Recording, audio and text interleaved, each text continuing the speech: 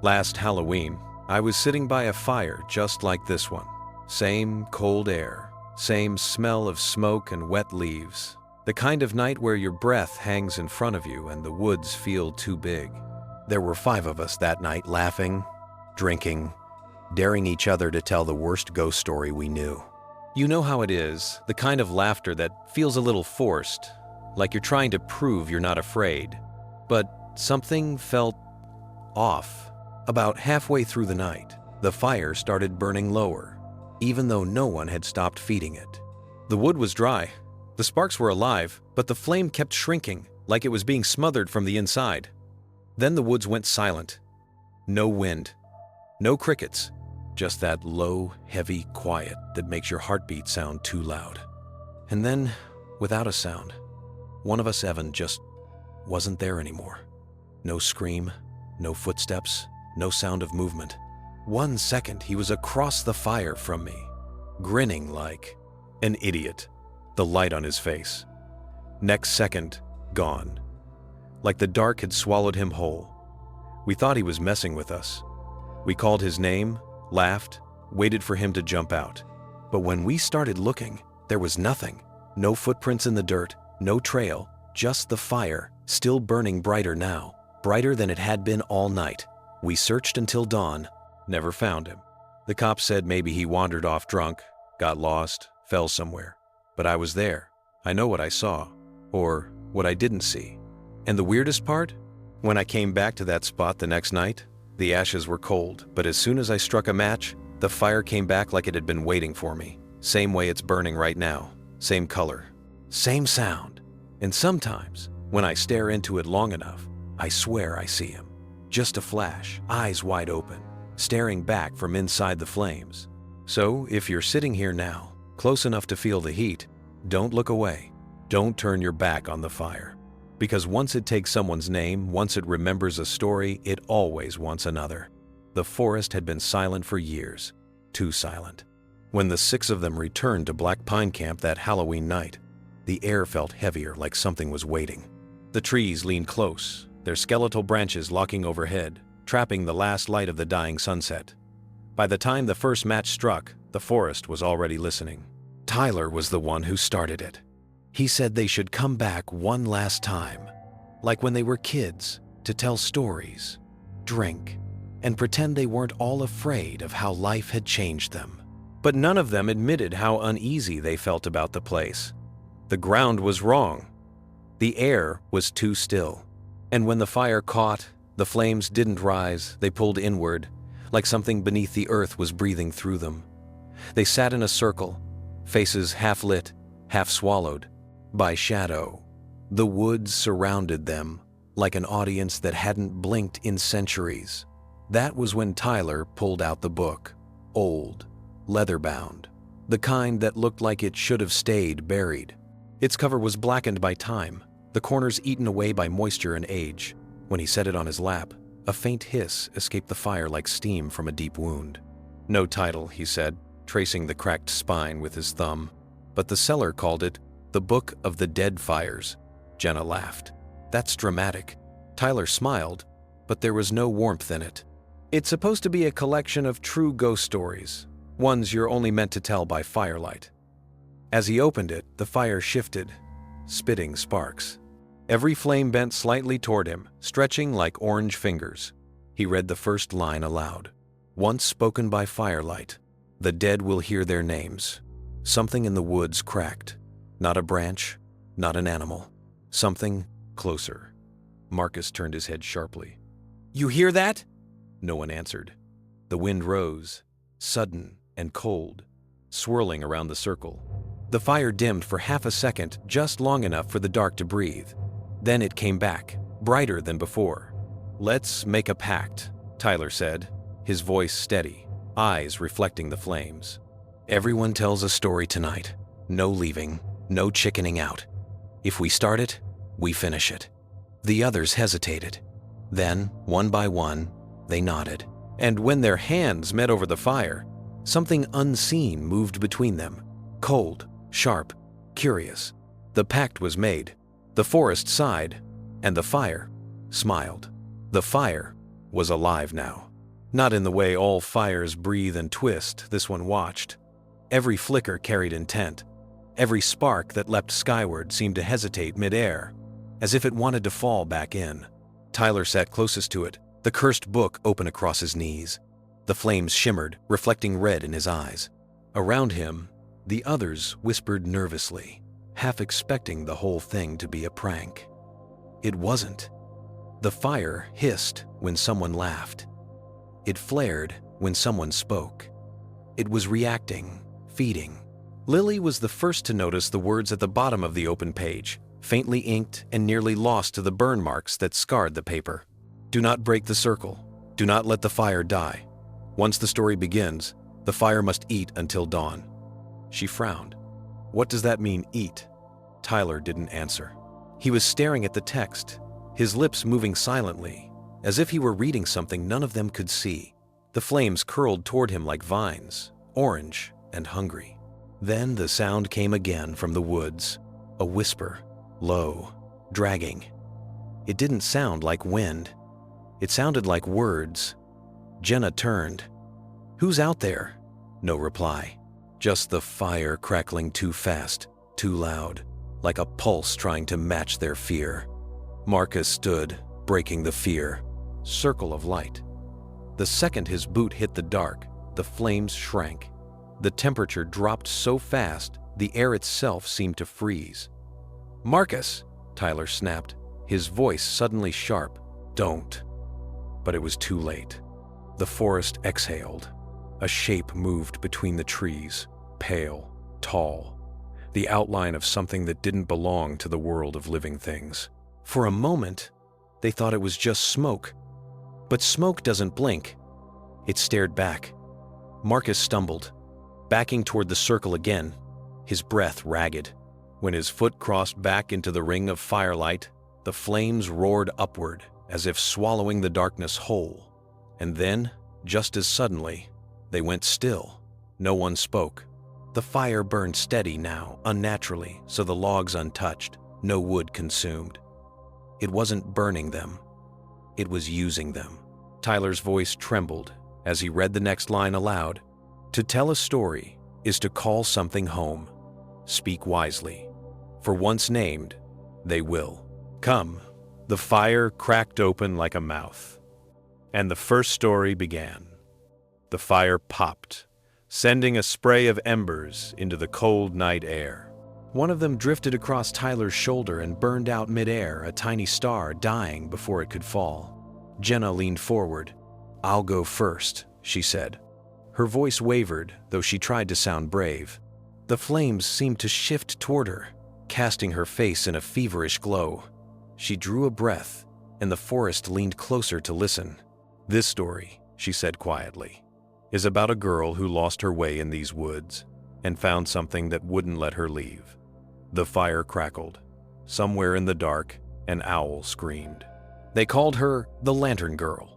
Years ago, before the campground, before the trails were paved, a family lived deep in these woods.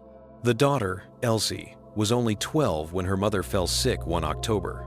Desperate to save her, Elsie went into the forest to gather herbs. But the fog that night was wrong. Thick, heavy. It clung to her like a living thing. She carried a small lantern, its light warm and gold. The deeper she went, the smaller that light became, swallowed by the dark, eaten by the mist. When she didn't return, the villagers searched for days. They found only her lantern, still burning, hanging from a low branch over a pond, black as tar. They said the flame wouldn't go out, not even when the rain fell, not even when they buried her. Jenna's voice lowered. The firelight flickered red across her face. They say that on Halloween night, if you walk this forest after midnight, you'll see her, a pale girl in a tattered nightdress, holding that same lantern. It burns white now, cold, and if you follow her light, you'll never find your way back. She paused. But that's not the worst part. Tyler leaned in. What's worse than that? Jenna's eyes didn't move from the fire. She doesn't walk alone anymore. Each year, someone new follows her into the dark, someone she tricks with her light. You can see them behind her faces, gray, eyes empty, each holding their own lantern. all burning white. The fire hissed long, low, like a sigh. Marcus forced a laugh. Nice one, urban legend. But the wind shifted, pushing smoke into their faces. It smelled wrong, not like wood, more like pond water and rot. Jenna froze. Do you smell that? The air grew colder. Lily turned her head toward the trees. Wait. Through the fog, beyond the fire's reach, a faint light moved. Slow, swinging side to side. A lantern. No one spoke. The light swayed once more, then stopped. The fire dimmed to a whisper of orange, and a voice drifted through the trees. A child's voice, soft, wet. Who told my story? The forest went silent, and when the fire flared again, Jenna was no longer sitting where she'd been. Only her empty chair remained, and a faint, white light fading into the woods. No one spoke for a long time. The fire hissed softly, the wood settling with sharp little cracks that sounded almost like breathing. Jenna's chair sat empty, her blanket half folded, still warm where she'd been sitting. Tyler kept staring into the dark, where the lantern light had vanished, his lips moving soundlessly. He looked like he wanted to say her name, but couldn't. Lily finally whispered. She just walked off. She had to. Maybe she's messing with us. But even she didn't believe it. The words hung dead in the air. Then Tyler turned the page. The book flipped open on its own this time, stopping at a new story. The ink shimmered, faintly red, as if still wet. He cleared his throat, but his voice came out hollow. This one's called The Hollow Man. They say he used to live in the town down the mountain, long before it was paved and mapped. A quiet man, alone. No one remembered his name, only that he made masks, hundreds of them, from porcelain, wax, even bark. He'd sell them at the harvest fair, claiming each one carried a piece of the soul. But when the children began vanishing, people started to notice something. Each time one disappeared, a new mask appeared in the Hollow Man's window, painted to look exactly like the missing child. When the townsfolk finally broke down his door, they found the masks lined across the walls, smiling in the flicker of candlelight. The Hollow Man sat among them, head tilted, face hidden behind one of his own creations. When they pulled it off, there was nothing underneath. No eyes, no mouth. Just hollow skin stretched tight over an empty skull. They burned his cabin, buried the ashes. But that night, the graves they dug filled with masks. And ever since, he's been seen in mirrors, not the kind that hang in your house, but the kind you catch by accident. A store window at night. A puddle. The screen of your phone when it goes black. If you stare long enough, he stares back. And when he does, you'll see his fingers long, white, and jointed wrong pressing through the reflection, reaching for your face. The fire snapped, sending a burst of sparks into the dark. Marcus muttered, "Enough with this crap, Tyler. Seriously." But Lily was staring into the silver glint of her phone screen. It was off. Yet in the black glass, there was something standing behind her.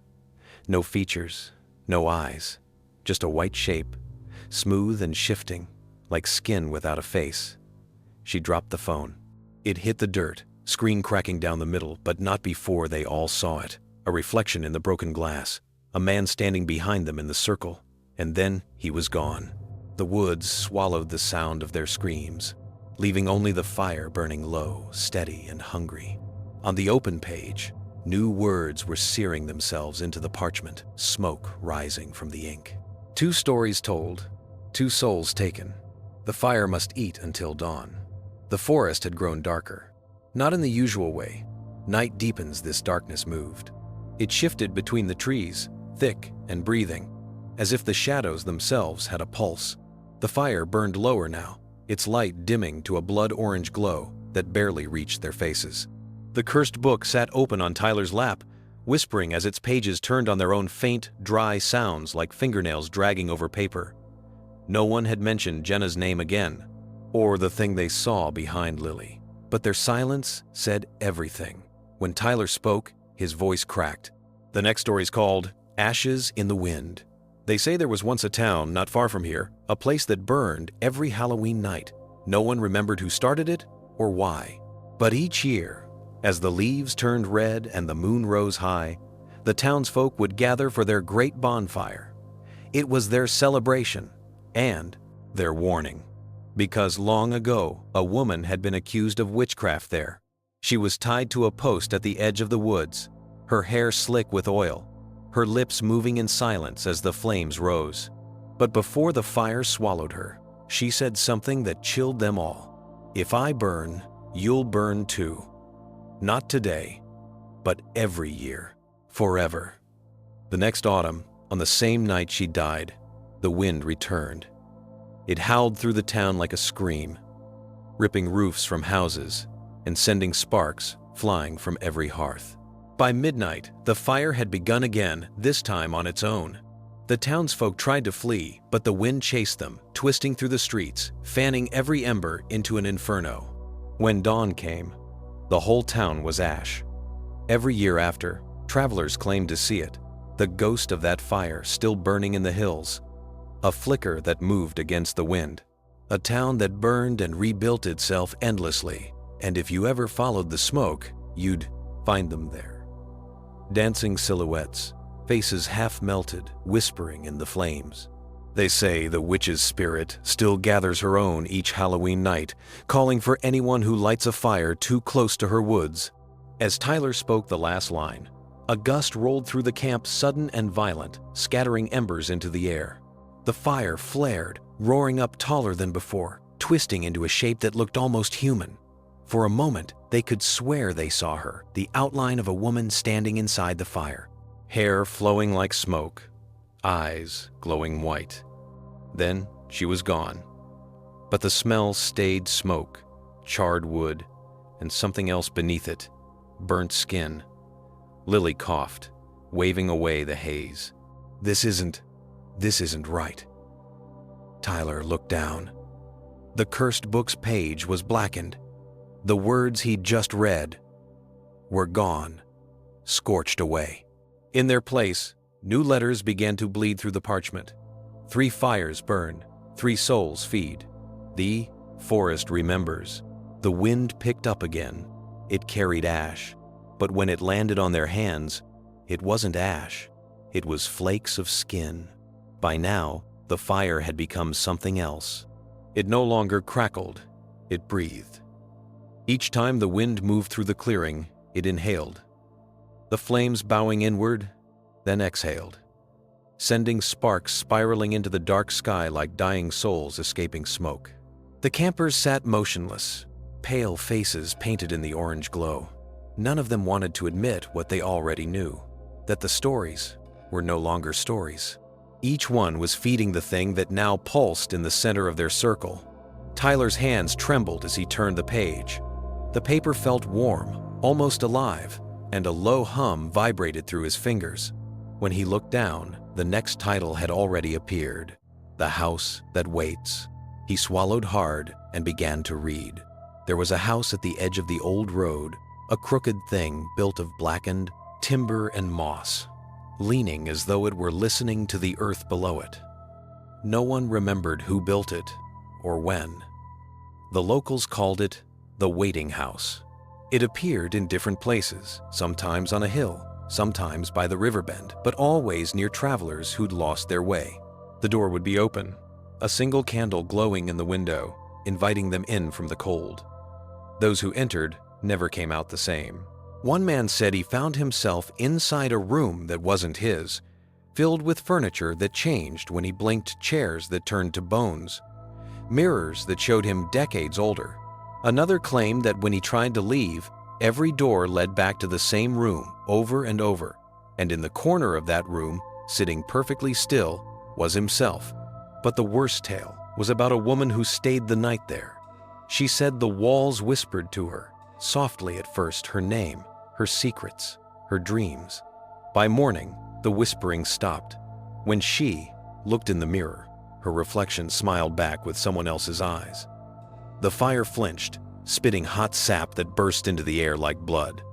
Tyler stopped reading. "We should," but Lily interrupted, staring past him. "Stop, just stop." Her voice was shaking. She wasn't looking at him anymore. She was looking beyond him. Tyler turned, and there, through the trees, a faint yellow light flickered. Not firelight, something smaller, warmer. A candle in a window. They all rose slowly, instinct taking over fear, their breaths shallow. The light swayed once, as if beckoning. Then the fog parted just enough to reveal it, an outline of a house where there had been only forest before. Its windows glowed faintly through the mist. Its front door hung open, swaying with each cold gust of wind. Marcus whispered, "That wasn't there before." No one answered. The fire roared suddenly, desperate and loud, like it was warning them not to move. But the candle in the window flared brighter. And in its glow, they saw shadows moving inside the house, figures pacing, waiting, watching them. Tyler looked back at the book. New words had already burned through the page. 4 fires burn, 4 souls feed. The house is awake. And in the woods, that open door creaked wider. The forest was moving. Not with wind, there was no wind anymore, but with sound. The faint creak of wood bending, slow and rhythmic, like old rope swaying under invisible weight. The candlelight from the waiting house still flickered in the distance, but none of them dared move toward it. The fire in their circle burned higher now, desperate, its light trembling against the fog.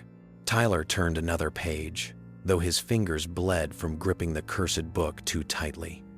The next title seared itself across the page in red ink that hadn't been there a moment ago. The Marionette Woods. He didn't even need to read aloud, the fire did. It for him. The voice that came from the flames wasn't human.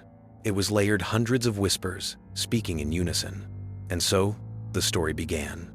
There was once a forest where children went missing. At first, it was just a boy chasing fireflies near the creek, then another and another. The townsfolk searched for weeks, their torches piercing the black tangle of trees, until they found them. Not alive, not dead, hanging. From the branches, the children swung in the breeze, not by rope, but by strings. Their limbs were carved cleanly at the joints, wooden pegs replacing flesh, their faces painted with expressions of joy, as if someone had rebuilt them. They called it the Marionette Woods. The legend said there was a toy maker who lived deep within a man obsessed with creating the perfect puppet. But the materials he needed couldn't be found in any shop. So he began to take what he required from the living. He stitched sinew into wire, bone into handles, eyes into glass. And every autumn, when the leaves began to fall, he'd go hunting for new dolls. As the story unfurled, the wind returned cold, sharp, whispering through the trees. Lily shuddered. I hear it. The creaking. They all did. It came from deeper in the woods, slow, back and forth. Wood, grinding against wood. Marcus stood, his flashlight shaking in his hand. He swept the beam toward the sound. The light cut through the fog and hit something hanging between 2 trees. A figure. At first, they thought it was a branch, until the beam caught its face. A child's face, carved from wood, with hollow sockets and a cracked smile. Its arms dangled limp, but the strings moved. Up, down, like someone was pulling them. Lily screamed. The flashlight hit the ground. The fire surged, blazing white hot. The cursed book flung itself open, pages turning violently, the ink melting across the parchment like blood.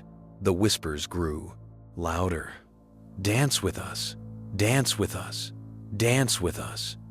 The marionette's head snapped to the side. Wood cracked, its empty sockets seemed to see, and then one by one the trees began to sway. Dozens of shapes hung between them now, swinging in the firelight. Children, adults. Faces twisted, limbs bound in wire. Some were still moving. Marcus stumbled backward, choking on his breath. They weren't here before. He stopped. Something thin and cold brushed his wrist. A string. He looked down. It wrapped around his arm, tightening, pulling toward the woods. Tyler lunged forward, grabbing him, but the pull was too strong. Marcus's scream echoed through the trees until it cut off. The string went slack. And where he had stood, only his flashlight remained, its beam pointing toward the forest, illuminating a new puppet hanging among the trees, his face carved into a perfect, empty smile. The fire dimmed again. The remaining 4 sat, frozen, unable to speak. On the open page of the cursed book, fresh words sizzled into existence, the edges curling from heat. 5 fires burn, 5 souls feed. The forest dances. And somewhere beyond the flame, the ropes creaked, the puppets swayed. And someone began to hum. The fire had begun to die, but none of them dared move to feed it. Every log that fell into the ash seemed to vanish into shadow instead of flame.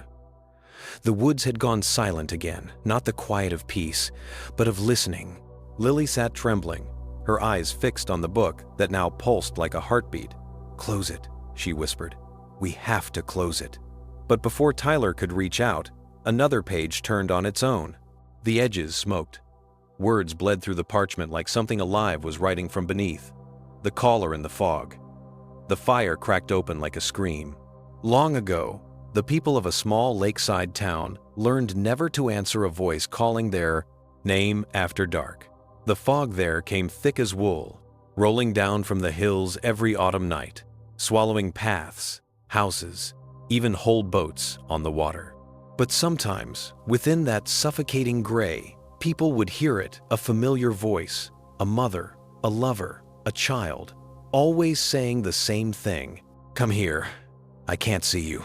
Those who stepped into the fog never came back. It began with a fisherman named Aaron. He was on the lake one night when the fog rolled in faster than he'd ever seen. His lantern went out, his boat drifted. Then he heard his wife calling to him, her voice clear and soft. "Aaron, come here." But she was home, miles away. Still, he rowed toward the sound, straining to see through the gray. That's when something brushed his arm, cold, thin, wet. He turned his lantern back on, shaking hands, bringing faint light to the mist. And there she was, his wife, or something, wearing her shape. Its skin rippled like water. Its eyes, bottomless black. Its mouth hung open, dripping lake water and dead leaves.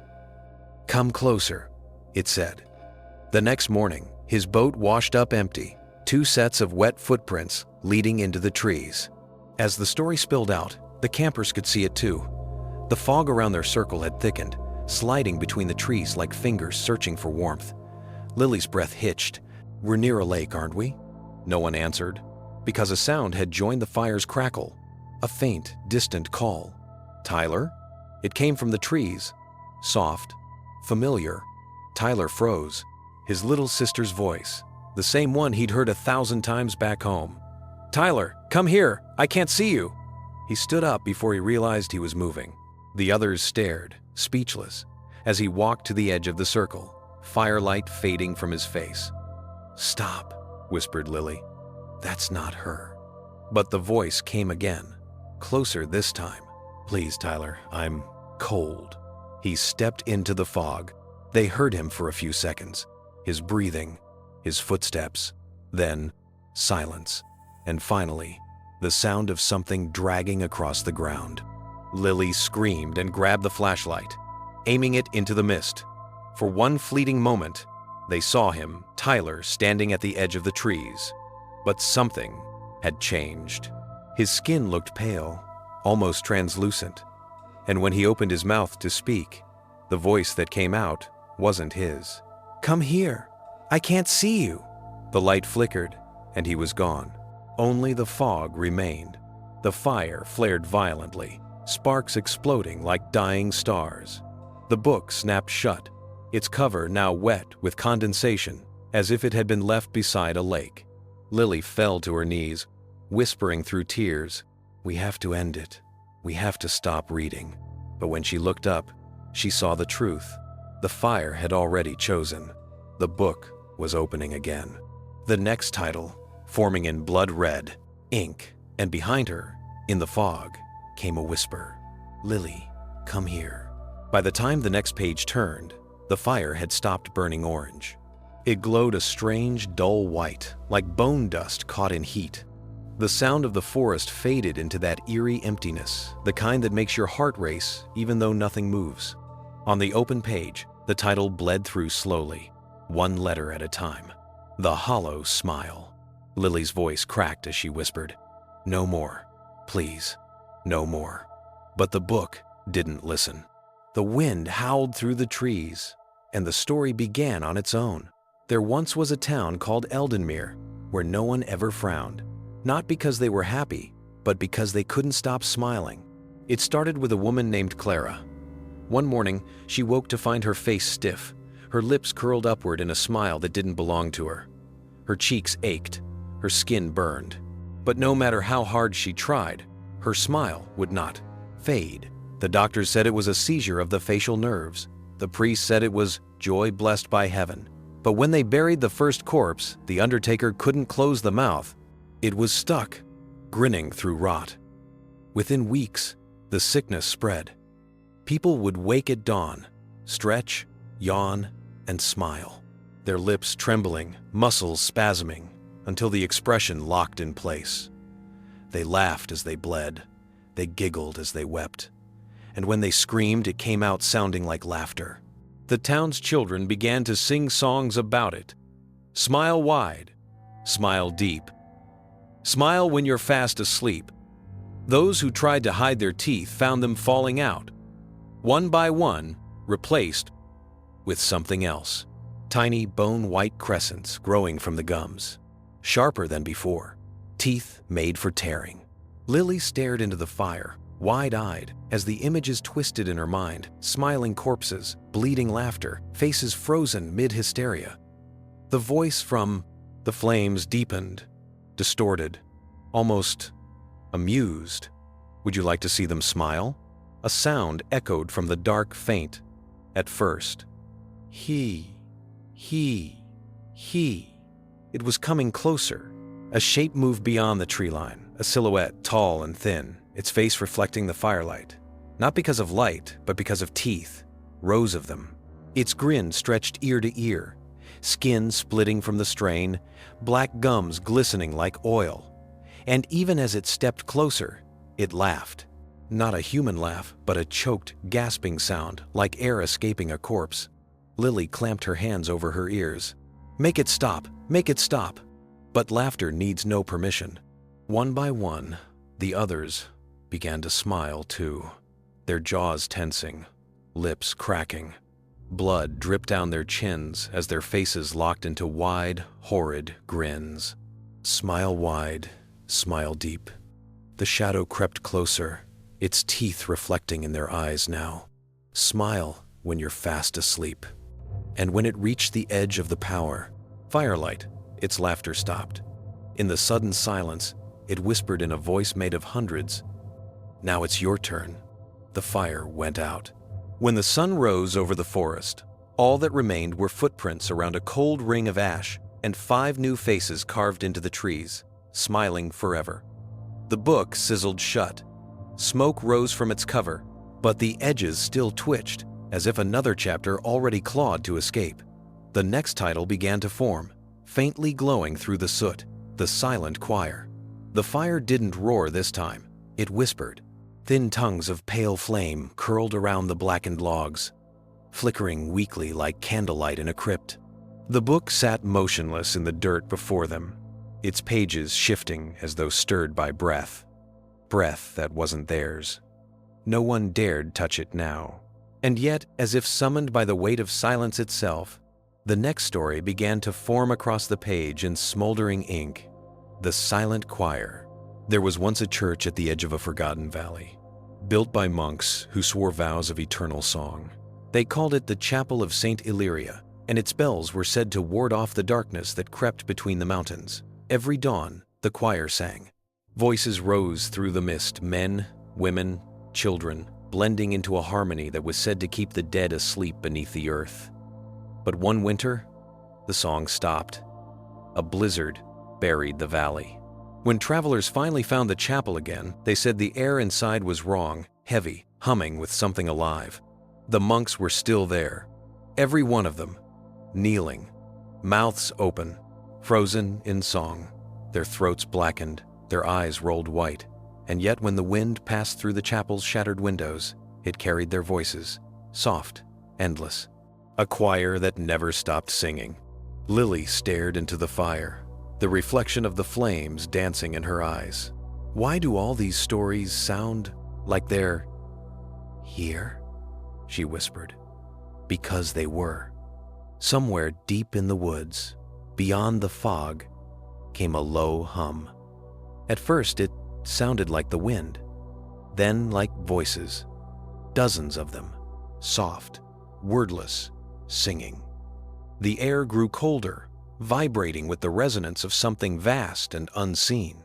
It seeped through the ground, up their legs, into their bones, a distant, hollow melody, sweet as it was wrong.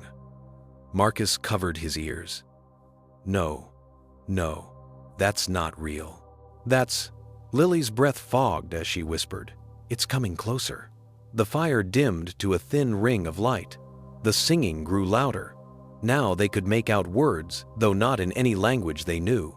The cursed book trembled. The pages lifted as if caught in invisible wind. From somewhere beyond the trees, a bell tolled. Once, twice, then again a heavy, echoing sound that rolled through the clearing like thunder from a grave. The trees shuddered. And then, between the trunks, they saw them pale figures walking slowly through the fog. Men and women dressed in rotted cassocks, lips blue, eyes open but unseeing. Their mouths moved in silence. No sound came from their throats, yet the air vibrated with their song. Lily whispered, "They're singing inside my head." Marcus began to tremble. Blood leaked from his ears, trickling down his neck. He dropped to his knees, screaming, but even that came out silent. The choir surrounded the campfire now. Dozens of them, maybe more. Their faces were serene, peaceful. One stepped forward, a tall, skeletal monk whose jaw hung loose, his voice echoing directly into their minds. "Our song keeps the fire fed. You should not have stopped singing." The monk reached down, placing a blackened hand on Marcus's chest. Marcus's body arched once, violently, and then went still. His lips moved. He began to sing. A soundless hymn that vibrated through the clearing, so loud it shook the trees. Lily screamed, breaking the circle, running into the dark. The fog swallowed her instantly. The monk turned toward the fire. His empty eyes flickered with reflected flame. The fire must never die. And with that, the choir stepped backward into the trees. One by one, they faded into mist, their voiceless song lingering in the air. The fire flared bright again. Marcus's body was gone. Only his outline remained. Burned into the dirt, a black silhouette in the shape of a man kneeling, mouth open in eternal praise. The book slammed shut. Smoke poured from its seams. Then, across the scorched cover, new words appeared. 6 fires burn, 6 souls feed. The choir remembers the song. The forest had gone still again. The silence after the choir's song was worse than the singing itself. The air felt bruised, the kind of stillness that exists only after screaming stops. Every shadow looked sharper, cut into shapes that shifted when no one blinked. Lily was gone. Marcus was gone. Jenna and Tyler and the others gone. Only one remained by the fire now, Evelyn. She sat shivering in the half-light, face pale and streaked with dirt and ash. The cursed book lay beside her, pulsing faintly, each heartbeat shaking the ashes around it. She could feel it watching her, waiting, like a predator pretending to sleep. She wanted to run, but she knew it wouldn't matter. The forest had closed in around the clearing. Trees bent inward, their black branches knitted like ribs. No paths, no stars, just firelight and breath. And the book. The wind stirred, low and deliberate. The cover of the book fluttered once. Then again, it opened. Not with force, but purpose. The pages flipped backward this time, past every story, past every burned mark and smear of blood until it stopped at one blank page near the beginning. Words began to appear, slowly, one line, then another. There is one story the fire does not tell. There is one name, the dead do not whisper, and those who speak it never finish. Evelyn stared at the page. Her breath fogged. Her reflection rippled faintly in the firelight, as if the flames themselves were made of liquid. She whispered, "What happens if I don't read it?" The answer came not in sound, but in movement. The fire pulsed outward, bending the air, drawing closer to her boots. She could feel the heat through the soles. It wasn't fire anymore. It was hunger, and the woods began to whisper. Her name, Evelyn, Evelyn. It came from every direction. Dozens of voices, old and young, male and female, all speaking in rhythm with her heartbeat. Tell the story. Tell the story. She looked at the page again. Her hands moved on their own. There was a storyteller who thought she could outlast the fire. She thought she could tell its tales and remain whole, but the fire does not share. It takes. The letters appeared faster, the ink running black as tar. The smoke curled upward, spelling her name in the air. The storyteller will read her own ending. Evelyn dropped the book, but it didn't fall. It hung there, suspended in the air, like something invisible held it open. The fire grew violent, white-hot, screaming without sound. The voice that spoke next wasn't human. You began the story. You must end it. Evelyn clutched her head. No, I didn't. But the words on the page kept changing, writing themselves faster and faster. She could see her name now, over and over again, followed by sentences that hadn't happened yet. Evelyn reaches for the fire. Evelyn screams. Evelyn burns. She stumbled backward, but the circle of light followed her. Every time she tried to step out, the ground folded in on itself, a loop, pulling her back toward the center. The pages flipped violently, faster than she could see. Then they stopped on one final line, written in something dark and wet. The last story is hers. The book fell silent, and so did Evelyn. When morning came, hikers found the clearing empty. No footprints, no tents, no bodies. Only a circle of ash and a half-buried book beside a pile of charred stones. Its cover was cracked, its pages black. But one page, deep in the center, was clean, untouched. It read only this: 7 fires burned, 7 souls fed. The story was told. The fire had died long before they found the clearing. 3 hikers, flashlights trembling in the fog, stumbled upon the circle of blackened stones. The air was thick with the scent of burnt pine and something fouler like singed flesh. They didn't know they were standing inside the place the forest had swallowed whole. The first hiker, Marin, crouched beside the ashes. "Someone camped here, not long ago." She brushed away soot. Beneath it, she found marks, circles etched into the dirt, symbols that pulsed faintly when her light passed over them. The second hiker, Paul, frowned. "What's that smell?" The third one didn't answer. He was staring at the tree line. The woods were wrong. Every trunk was blackened near the roots. The bark split open as though scorched from the inside. And through the fog, where the forest should have ended in shadow, there were lights. Dozens of them. Not lanterns, not fireflies. Eyes, round, still, reflecting pale silver when the flashlight swept across them. For every beam that moved, another pair blinked awake. Marin straightened slowly. What are those?" Paul swallowed. Probably deer. But deer didn't stand that tall. And they didn't blink in unison. The wind shifted, carrying a faint smell wood smoke and rot. Then, faintly, from deeper in the dark, came a whisper. "Tell the story." The sound froze them. "Did you?" Marin started, but her voice broke. The eyes blinked again.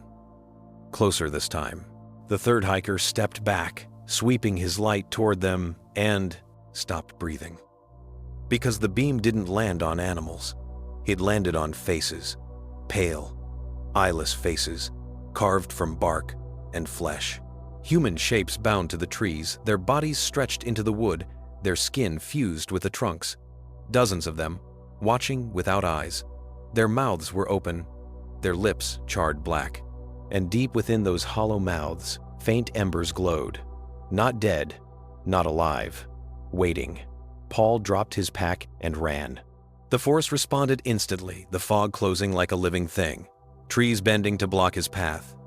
His light flickered, catching glimpses of faces in every direction, grinning, gasping, whispering, "Don't run, don't run, don't run." He tripped, falling hard. The flashlight rolled away, its beam landing on something just ahead. A hand buried halfway in the dirt, fingers still twitching. He froze. The hand gripped the soil and dragged itself forward. Then another. Then a head burned, hairless, mouth full of ash. Evelyn. Her hollow eyes opened, and the fire inside her mouth flickered to life. Back at the camp, Maren stood paralyzed. The eyes were gone now, every one of them, but the woods felt crowded, thick with unseen movement. She turned slowly. Paul? No answer. Only the faint hiss of air and something new aglow at her feet. The ashes in the ring were stirring. Shapes moving beneath the soot. Letters burning through the earth. 8 fires burn. 8 souls feed. The forest sees. The ground trembled. The trees moaned. And one by one, the eyes opened again, closer this time. Not distant, not high in the trees, right behind her. When the search party arrived 3 days later, they found the hikers' flashlights lined neatly around the old fire pit, still glowing weakly.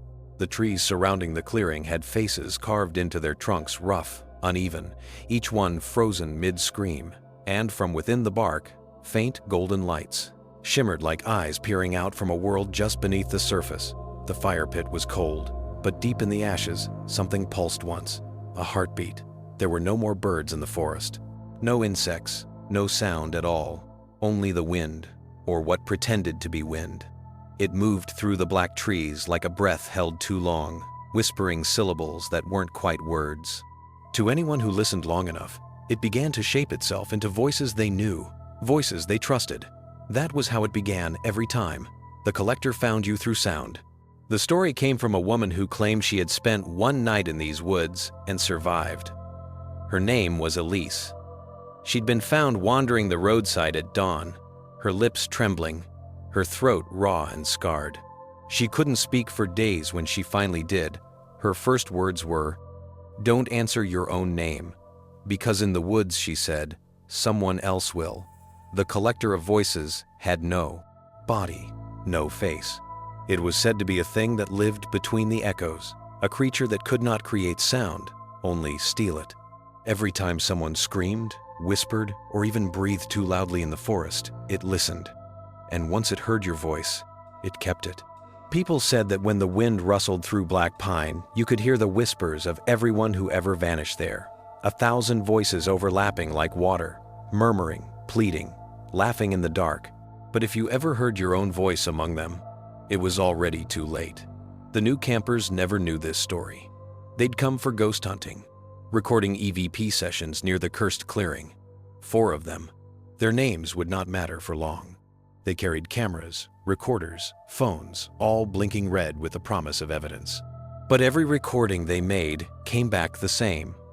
Silence, followed by static, followed by breathing. And then, their own voices repeated back to them. At first, it was harmless laughter echoing when they laughed, small delays in their words. But then, the mimicry changed. The tone deepened, the words distorted. "Hello? Hello? Help me! Help me!" The 4th recording ended with a single word whispered over and over. Not from them, but to them. Closer. That night, one of them, Andrew, woke to the sound of whispering just beyond the tent.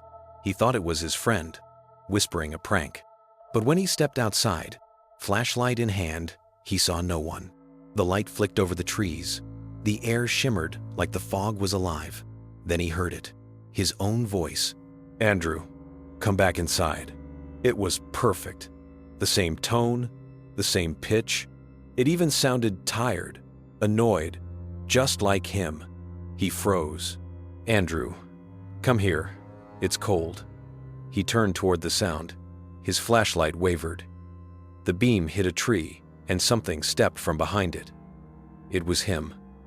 The same face, the same clothes, the same voice, but the mouth didn't move when it spoke. "You shouldn't have answered."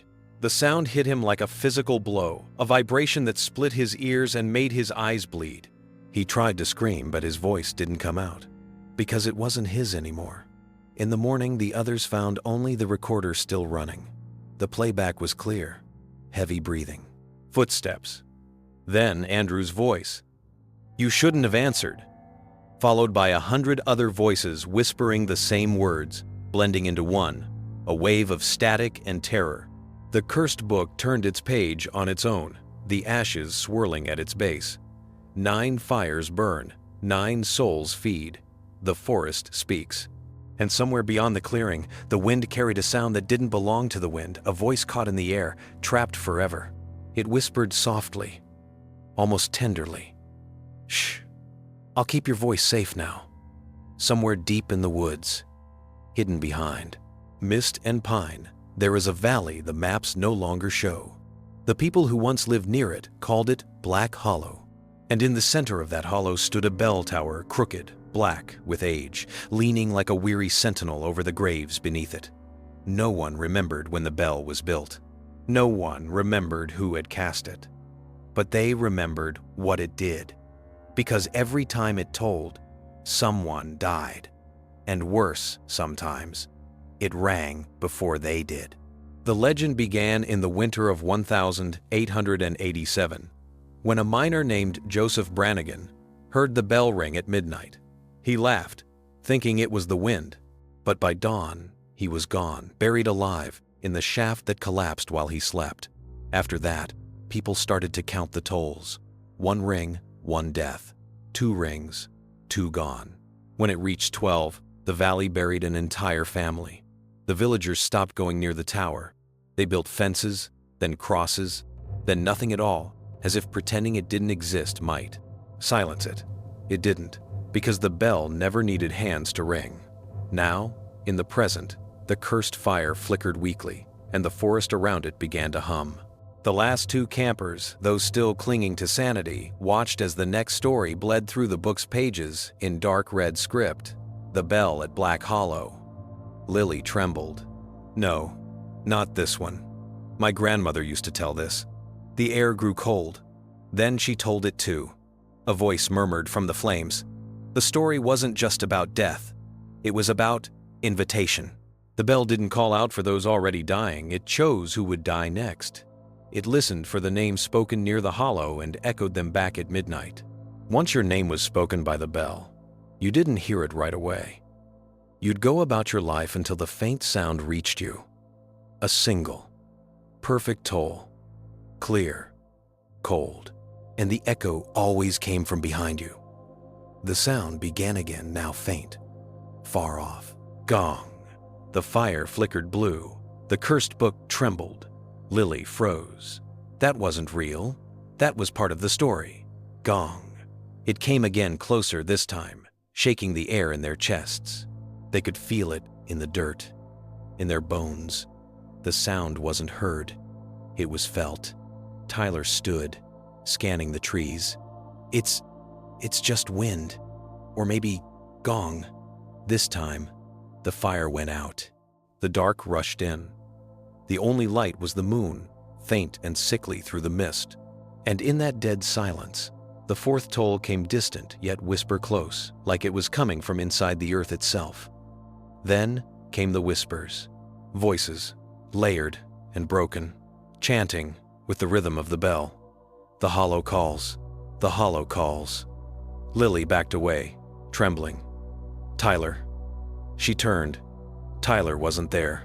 She looked down and saw the rope. A thick, frayed rope snaked from the darkness, coiled around her ankle, dragging her toward the trees. She screamed, kicking, clawing at the dirt, but the rope burned against her skin, pulling tighter, dragging her through the ash circle. Gong. The forest answered.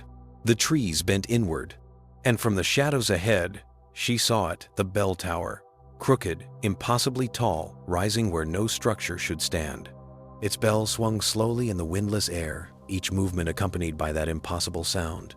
She was still screaming when the ground gave way beneath her, and the bell tolled one last time. When the forest fell silent, the cursed book opened itself again, smoke coiling from its spine. 10 fires burn, 10 souls feed. The bell has chosen. From far away, beneath the earth, a faint echo rang once more. Gong, and the fire relit itself. When the bell's echo finally died, the forest went too quiet. The air pressed down on the clearing like a held breath. Every shadow was too still. Every tree leaned too close. Evelyn, if it was still Evelyn, stumbled through the fog. Her hair was soaked with dew and ash. Her heartbeat was the only sound she could hear anymore. Then she saw it.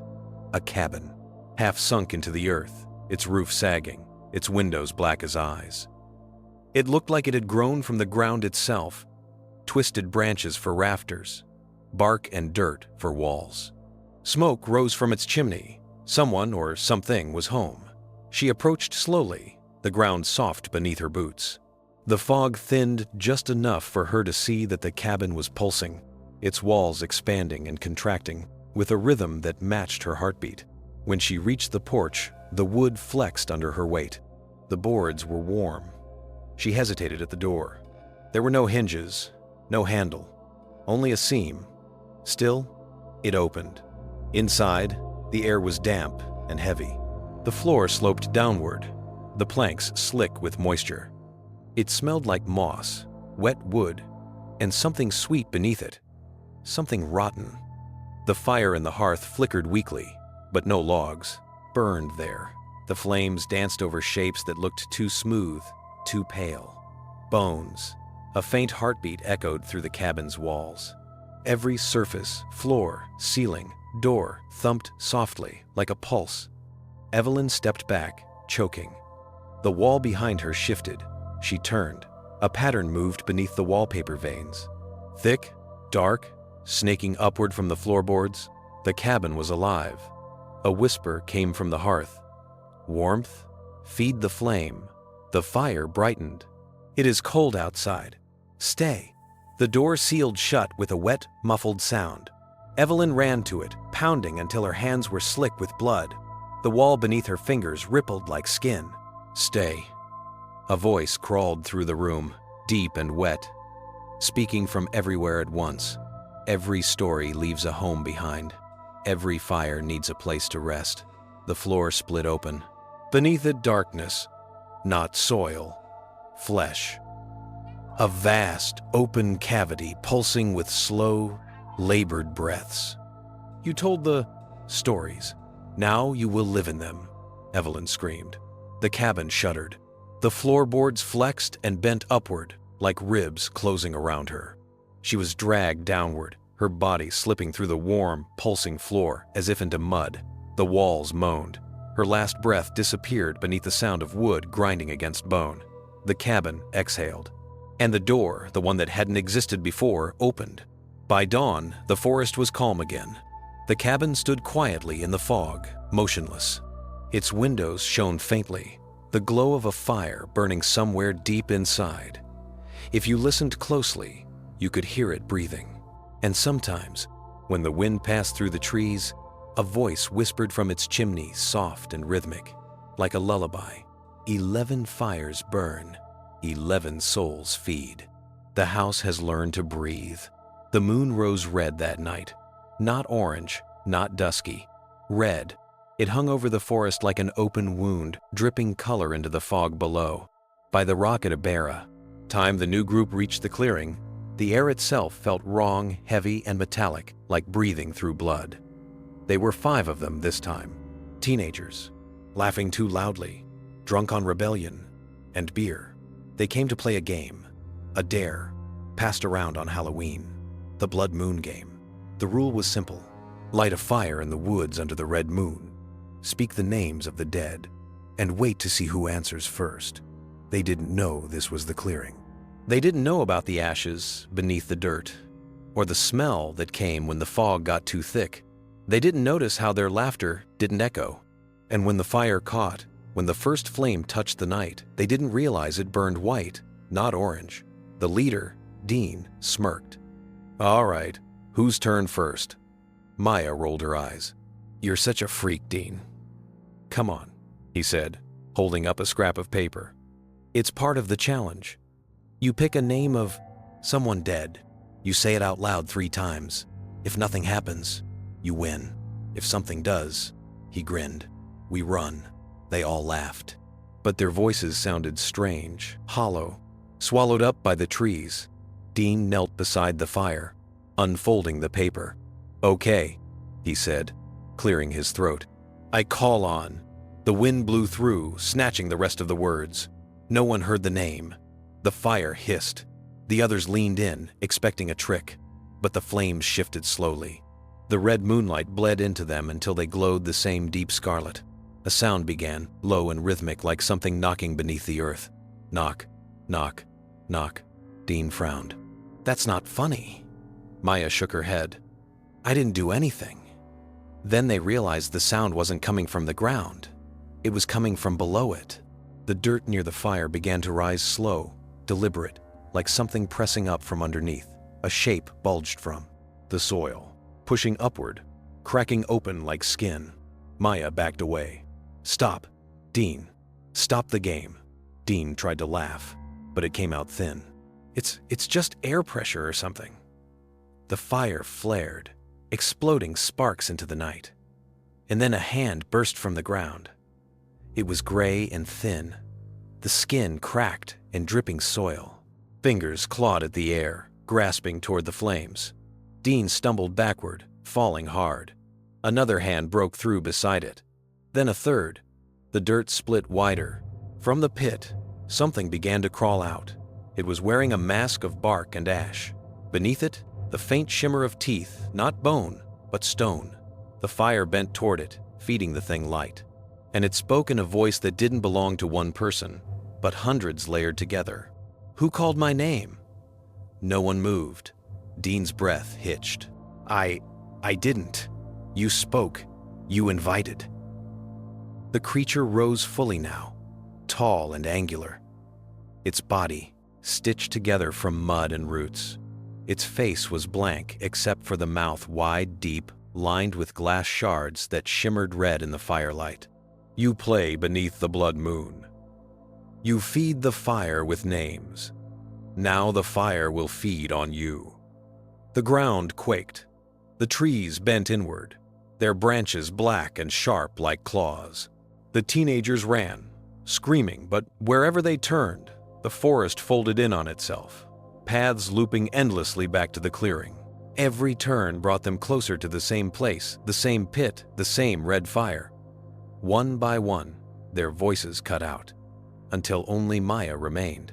She turned and saw them, her friends, standing in the circle, motionless, faces glowing in the red light. Their eyes were gone.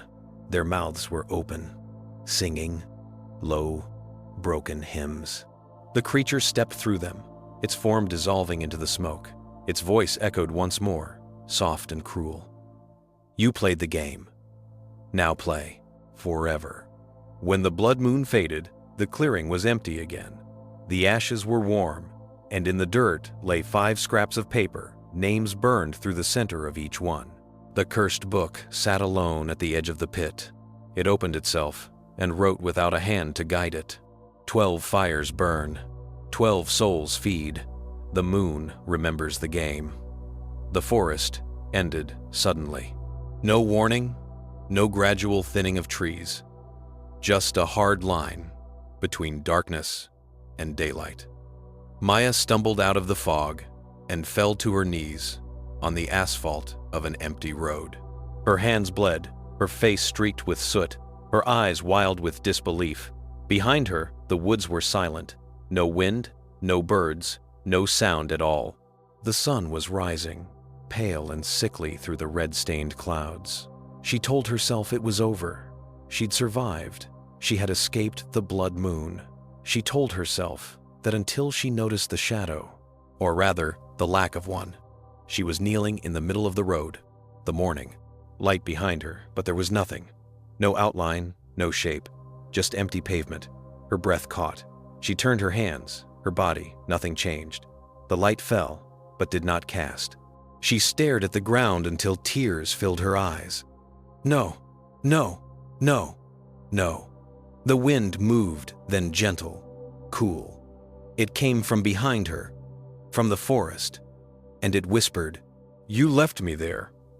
Maya didn't sleep that night. She found a roadside diner a few miles away, empty except for a single waitress who looked half asleep and a jukebox that didn't work. The lights buzzed overhead. The coffee went cold before she even touched it. She sat by the window, watching the headlights pass. Each time a car went by, its light should have thrown her reflection onto the glass. It didn't. The booth across from her, however, that one had a shadow. Not hers. It was faint, but there. An outline, sitting perfectly still.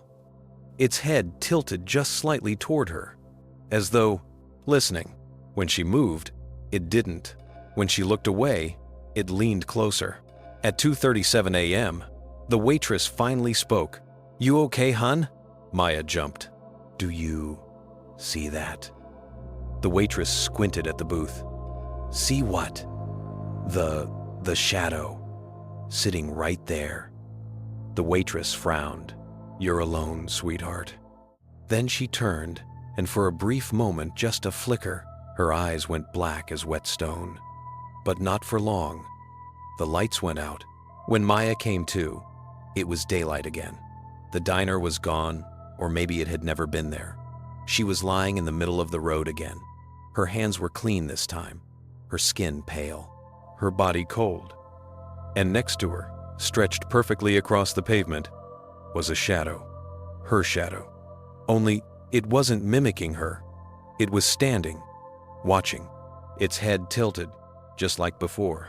And then it moved. The shape detached itself from the ground, peeling upward like smoke turned solid, until it stood in front of her, tall and thin, its edges shimmering in the sunlight. It reached out a hand, black as ink, and touched her chest. The air around them went still. "You left me in the dark," it whispered, "but the dark does not forget." Maya tried to scream, but her voice came out as silence. The shadow leaned close. Its mouth opened wide, endless, and drew a long breath in. Her breath, her scream, her soul.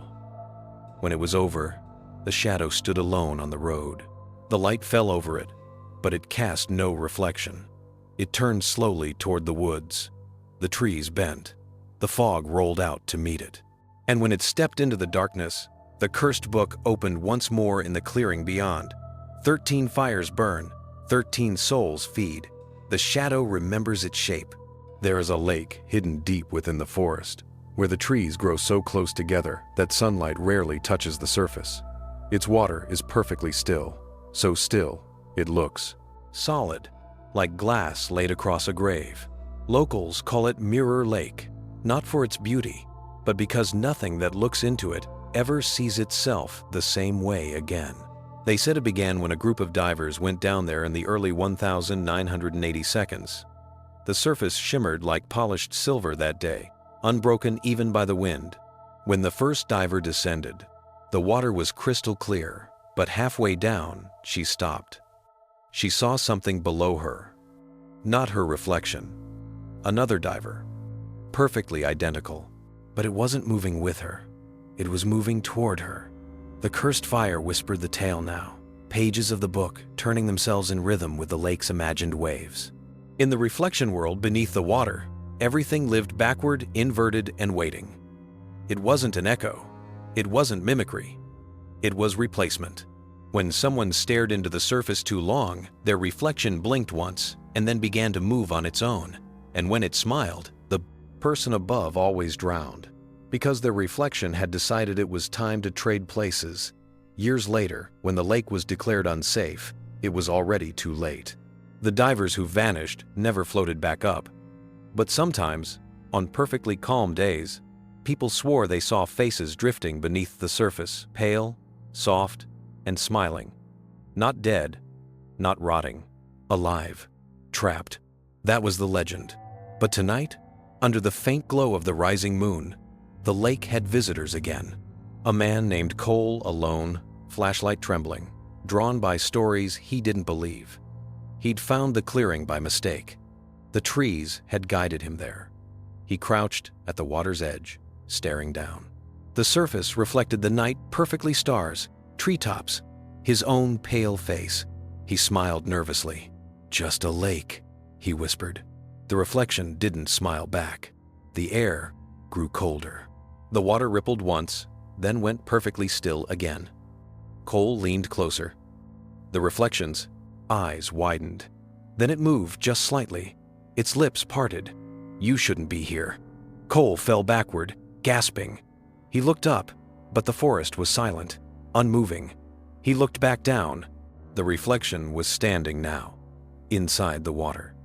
The lake rippled like glass under heat, distorting as the figure below pressed its hands against the surface. The mirror-thin water bulged outward, not breaking, just bending, and a wet hand pushed through, followed by a face. Cole scrambled to his feet, but the thing climbed higher, its skin slick and shining, eyes completely black.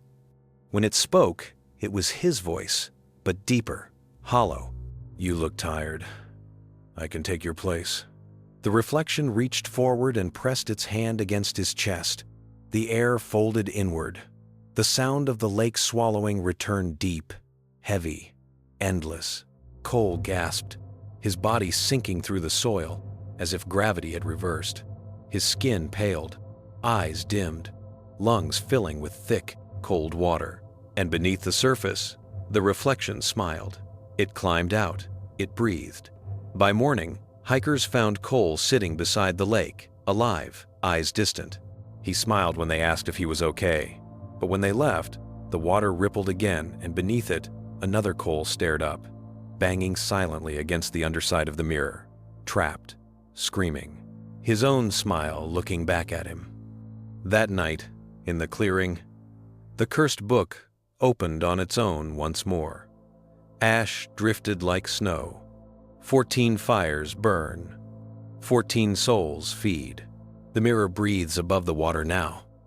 And somewhere beneath that glassy surface, hundreds of pale hands pressed upward, reaching for the sky that would never let them through. At first, it sounded like an echo, a harmless thing, just the forest tossing their voices back to them through the fog. But echoes don't arrive before you speak, and they don't learn new words. The three who still wandered the forest had stopped using names. Names were dangerous here, the fire had taught them that.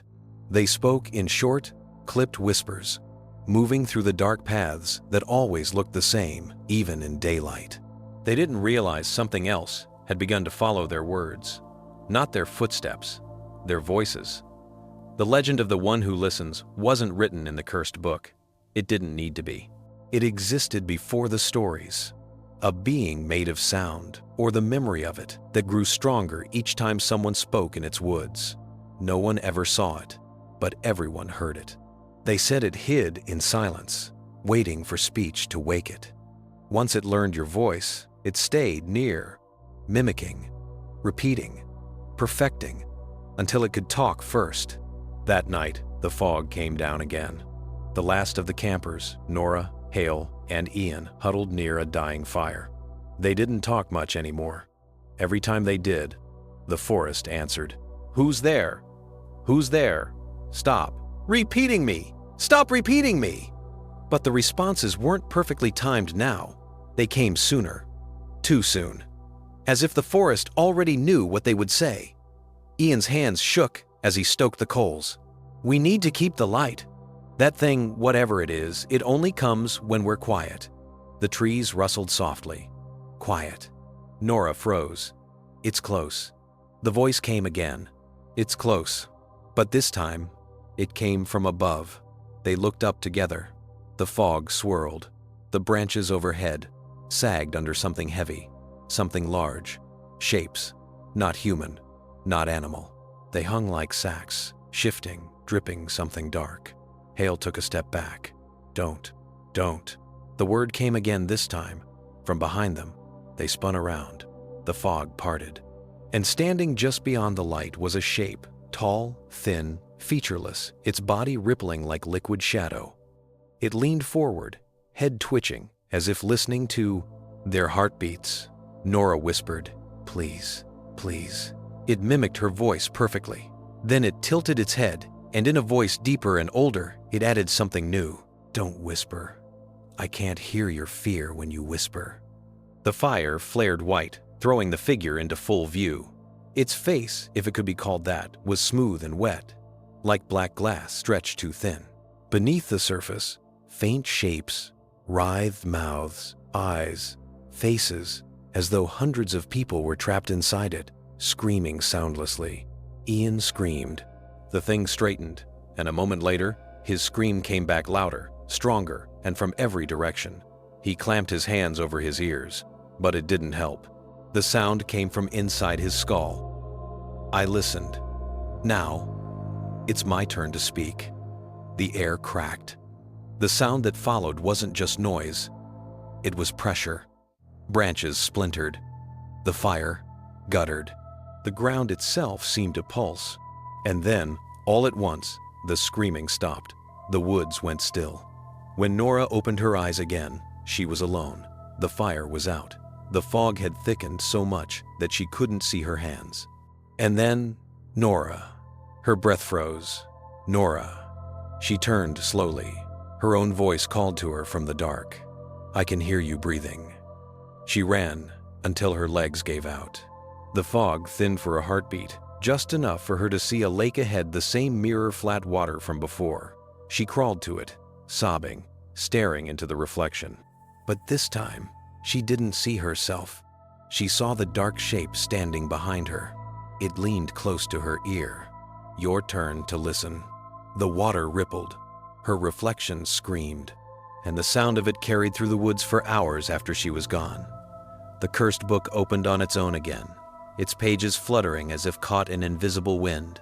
15 fires burn, 15 souls feed. The forest has learned to speak, and somewhere, beneath that unbroken silence, something whispered back, not in mimicry anymore, but in perfect human tone. "Tell me another story." The book was no longer a book. It pulsed. It breathed. Its leather cover glistened in the light of the dying fire, veins bulging faintly under the surface, moving like something alive beneath skin. The forest around it no longer whispered, it watched. The air smelled like copper and earth. The ash circle was cracked now, small fissures crawling outward through the dirt like black roots. When the last ember flared, something inside the book shifted. A heartbeat, then another. And somewhere, far from the forest, in a small town where the woods ended and the world returned, someone felt it. He was a writer named Thomas Rourke. He'd never heard of Black Pine or the cursed Campfire stories. He only knew that for months he'd been dreaming of a fire that spoke. Every night, he saw a circle of people sitting around it. Their faces changed each time, young, old, male, female. But the voice from the flames was always the same. It said only one thing: "Tell my story." And when he woke, his hands were stained with ash. The first mark appeared on his palm the night he found the journal. It wasn't his. It lay half buried behind his house, inside a box that hadn't been there the day before. The cover was charred, the pages half burned. Yet when he touched it, the ink shimmered, fresh and alive. He tried to throw it away, but it kept coming back, on his desk, on his bed. Once in the shower, steam curling from its pages as words bled through the paper. He didn't want to read. He had to.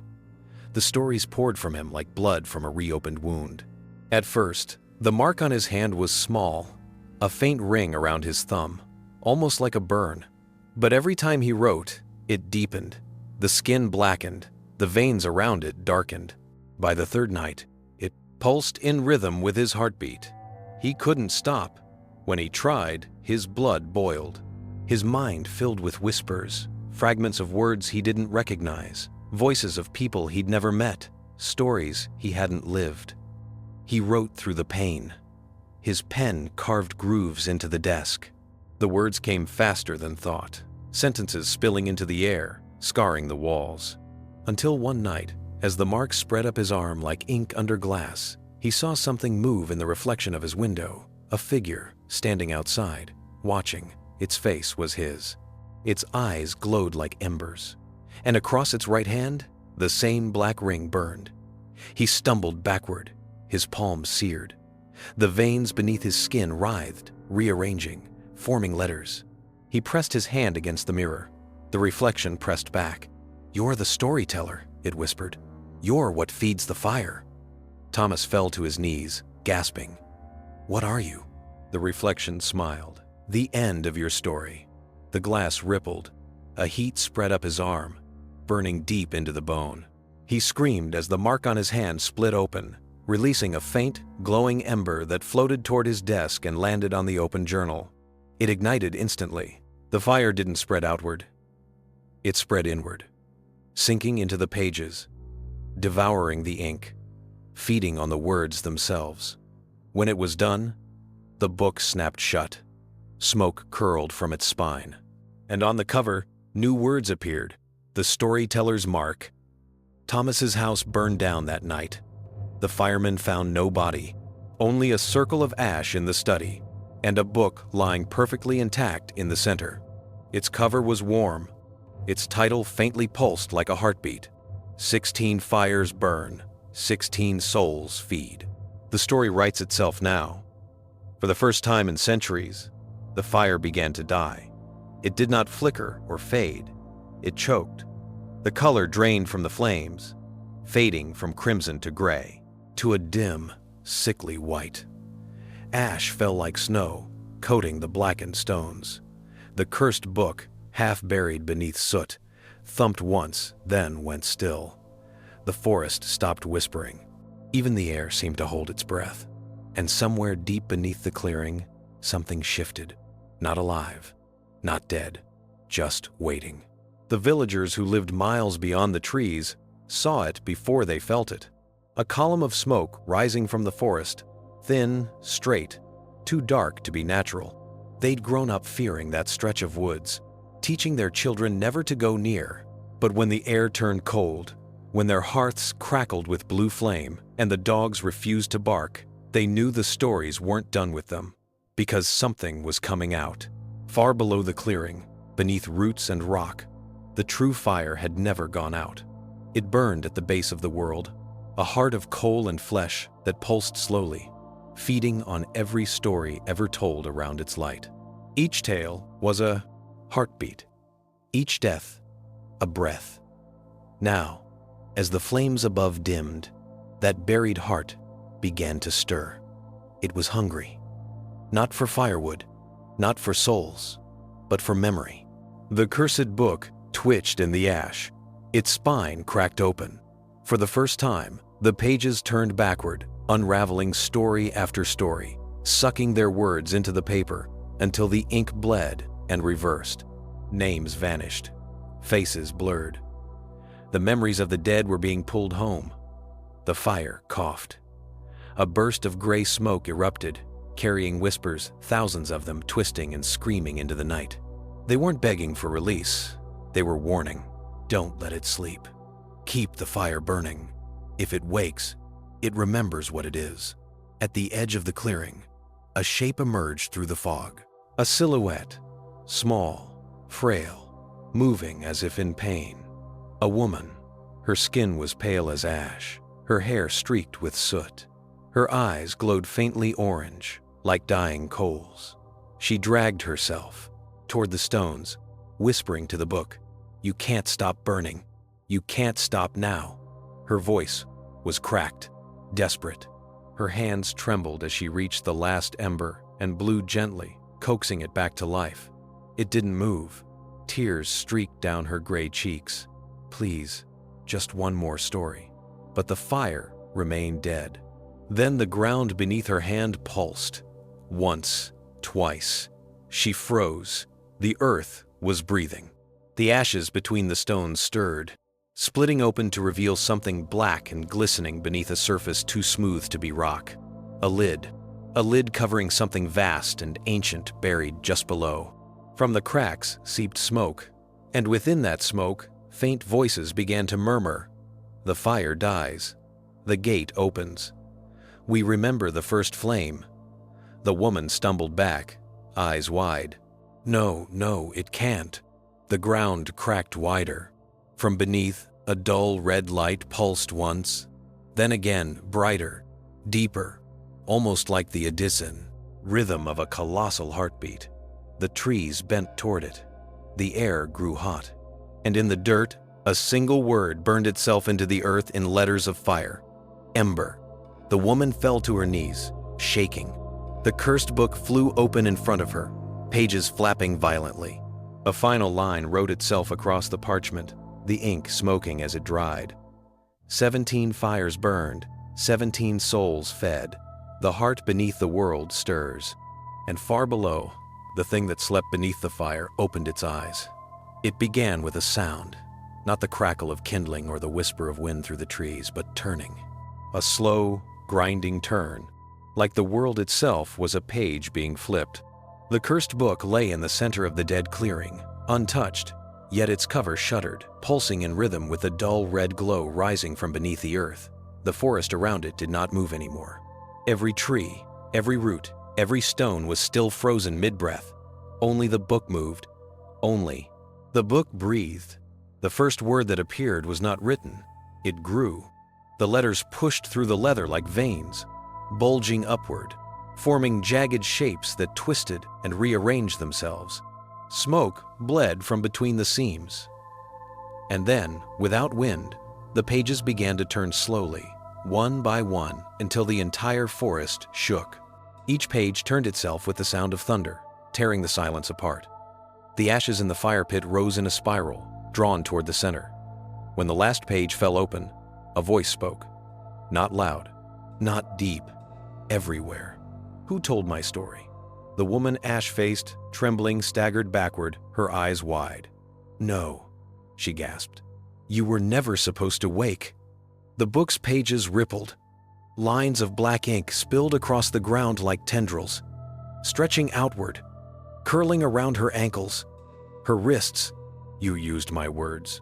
The voice shifted, layered, breaking into 1,000 tones at once: child, elder, man, woman, beast. You fed me. You kept the fire alive. Now the story feeds itself. The ground split open with a deep, wet crack. Beneath it, light. Not flame, but molten script, glowing letters, swirling like liquid gold. It wasn't magma, it was writing.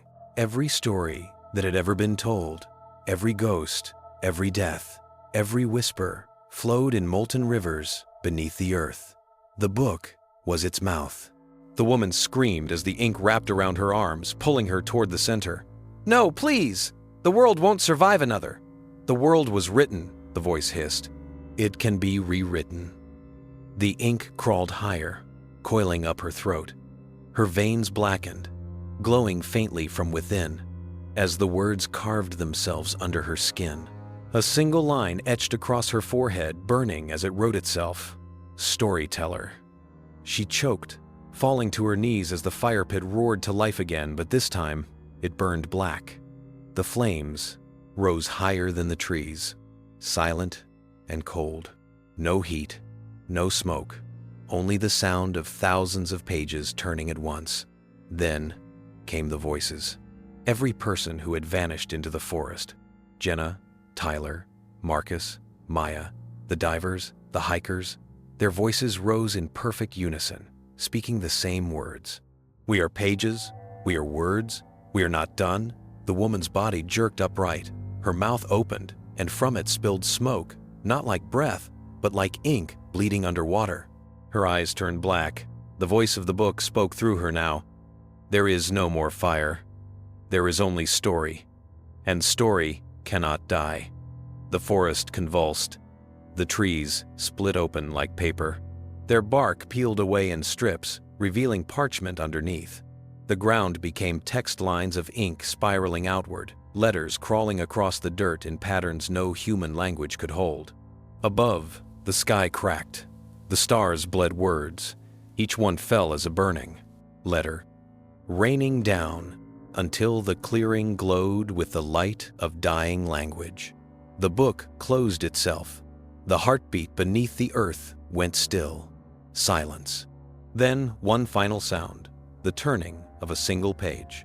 And written there, burned into the last sheet, was this: 18 fires burn, 18 souls feed. The story opens itself. Somewhere far away, in a quiet town where no one knew the forest's name, children woke screaming. Each of them had the same mark on their palm, a faint black ring pulsing softly, like an ember that refused to die. The forest had stopped pretending to be silent. Now it spoke. The rustling of leaves was whispering. The shifting of branches was breathing. And the mist, that endless crawling mist, carried words that didn't belong to any living tongue. 3 hikers entered that night. They didn't come looking for ghost stories or thrills. They were park rangers, searching for missing campers, the ones who'd never come home. They carried radios, flares, and a map that was already wrong. The first sign something was off came when their compasses began to spin. The air felt thick, syrupy, as though the forest itself was slowing time. By midnight, they'd reached a clearing. At first glance, it looked normal. A ring of old stones, charred wood in the center, remnants of a campfire long dead. Then they noticed something else. Tents. 4 of them, set neatly around the ashes. And the strangest part, they were exactly like theirs. Same color, same model, same pattern of mud along the edges. Even the same initials stitched into the canvas seams. Ranger Keller crouched near one of the tents. "This isn't possible." He unzipped it. Inside lay a sleeping bag, a backpack, and inside that backpack, a wallet. He opened it with shaking hands. His own driver's license stared back at him. "Someone's messing with us," one of the others muttered, pacing. "They set this up. Has to be a prank." But Keller was still staring at the wallet, his lips moving soundlessly. He could hear something now faint, behind the flap of the tent. Breathing. Slow. Deep. He turned, heart hammering. Someone was inside the bag. He reached forward, trembling, and pulled it open. The beam of his flashlight hit a face, pale, wet, eyes closed, his face. The body in the sleeping bag was him, or something made in his image, down to the smallest scar. And as he stared, the double's eyes flicked open. They were black. The thing smiled. "You found us!" The other rangers screamed as the fog exploded outward, swallowing the clearing in thick waves. Shapes moved between the trees, people with their faces, their bodies, their voices, mirroring every motion a few seconds too late. It was like watching a film projected through mist, slightly out of sync with reality. When Keller turned to run, his double stepped in his path, grinning wider, eyes glinting with reflected flame. "You always come back." The doubles began to laugh hollow, echoing, mismatched. And then, from the fog behind them, came light. A second fire. There was another clearing just beyond the first, another campfire. Another circle of rangers identical to them, sitting perfectly still around the flames. The air between the 2 clearings shimmered, as if separated by invisible glass. In the second camp, their reflections moved in slow motion. When Keller raised his hand, his other self did too, but delayed, stiff, mechanical. The others stepped closer, trying to make sense of it. That's when the glass broke. The sound was deafening, a scream and a shatter all at once, as the 2 camps fused into one. The fire in the center went black, the world folded inward, and every shadow in the clearing turned its head. When it was over, there was only one camp again. The tents were empty, the air still. The cursed book lay, half open in the ashes, pages turning slowly in the rising wind. New words burned into existence. 19 fires burn, 19 souls feed. The story has met itself. At dawn, the rescue teams found the site. 4 tents, 4 sleeping bags, 4 sets of footprints. But each tent had 2 shadows inside, and both moved. The forest was no longer night or day. It existed between hours suspended, timeless, breathing softly through the fog. The clearing burned again. The fire had rekindled itself without wood, without air, its light pale and cold as the moon. Around it sat 12 figures, perfectly still, perfectly silent, their faces half lit, half shadowed. To anyone stumbling into the clearing, it would look like a camp of weary travelers warming themselves after a long hike, but no one who came close ever noticed that none of them blinked or breathed. Keller's reflection sat among them, his smile faint, his eyes glassy. Across from him, Maya Her. Reflection stared into the flames, as if trying to remember what warmth had once felt like. The forest no longer echoed with screams or whispers, only stories. They spoke softly now, their voices weaving together like threads in the dark. Remember the girl with the lantern? And the man with no face? And the fire that would not die? Each ghostly figure recited a different tale, the same tales that had been told across generations, through fear and laughter, around thousands of fires. Each word fed the flame, each word fed it.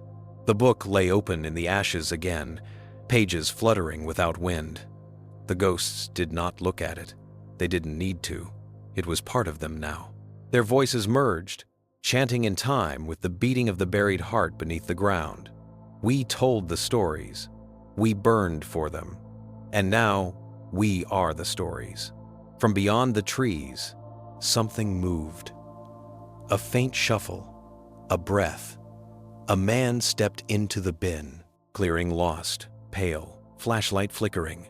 His name was Jonah, a filmmaker researching old legends for a Halloween documentary.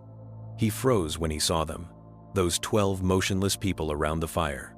"Hey," he called. "Is everyone okay?" No answer. He stepped closer. The fog parted just enough for him to see their faces. They looked human, almost. Then one of them, Maya, turned her head toward him. Her eyes glowed faintly orange. "Do you know a story?" Jonah blinked. "What?" "Tell us a story," she whispered. Her voice cracked like old wood breaking in the cold. The others all turned their heads in unison, faces expressionless. "Tell us a story!" Jonah stumbled backward. "No, I just came to... You came to listen." The voice came from behind him. He turned. There was no one there. Just his shadow on the trees stretched long, trembling. Except the shadow was moving wrong. It leaned closer to him. Its mouth opened. And in his own voice, it said, "We've been waiting for you." The fire roared to life. Its flames turned blood red, rising like a column toward the sky. Jonah screamed as the ground split open, smoke billowing up around him. He dropped the camera, stumbling backward as shapes began to form within the fire faces he recognized from old photographs, from missing person reports, the missing hikers, the lost campers, the divers, the children, all of them, standing around the fire, all of them looking at him. The cursed book lifted from the ground, hovering in the air, pages flipping wildly. Each page showed Jonah's own face, him arriving at the forest, him setting up his camera, him calling out into the fog. He hadn't started filming yet, but the pages showed it as though it had already happened. He watched, horrified, as the book wrote its next line. 20 fires burn, 20 souls feed. The listener becomes the story. Jonah's scream was swallowed by the roar of the fire.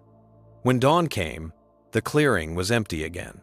Only his camera remained, its lens cracked, its battery drained. But when the police recovered the footage weeks later, it wasn't blank. The video played smoothly.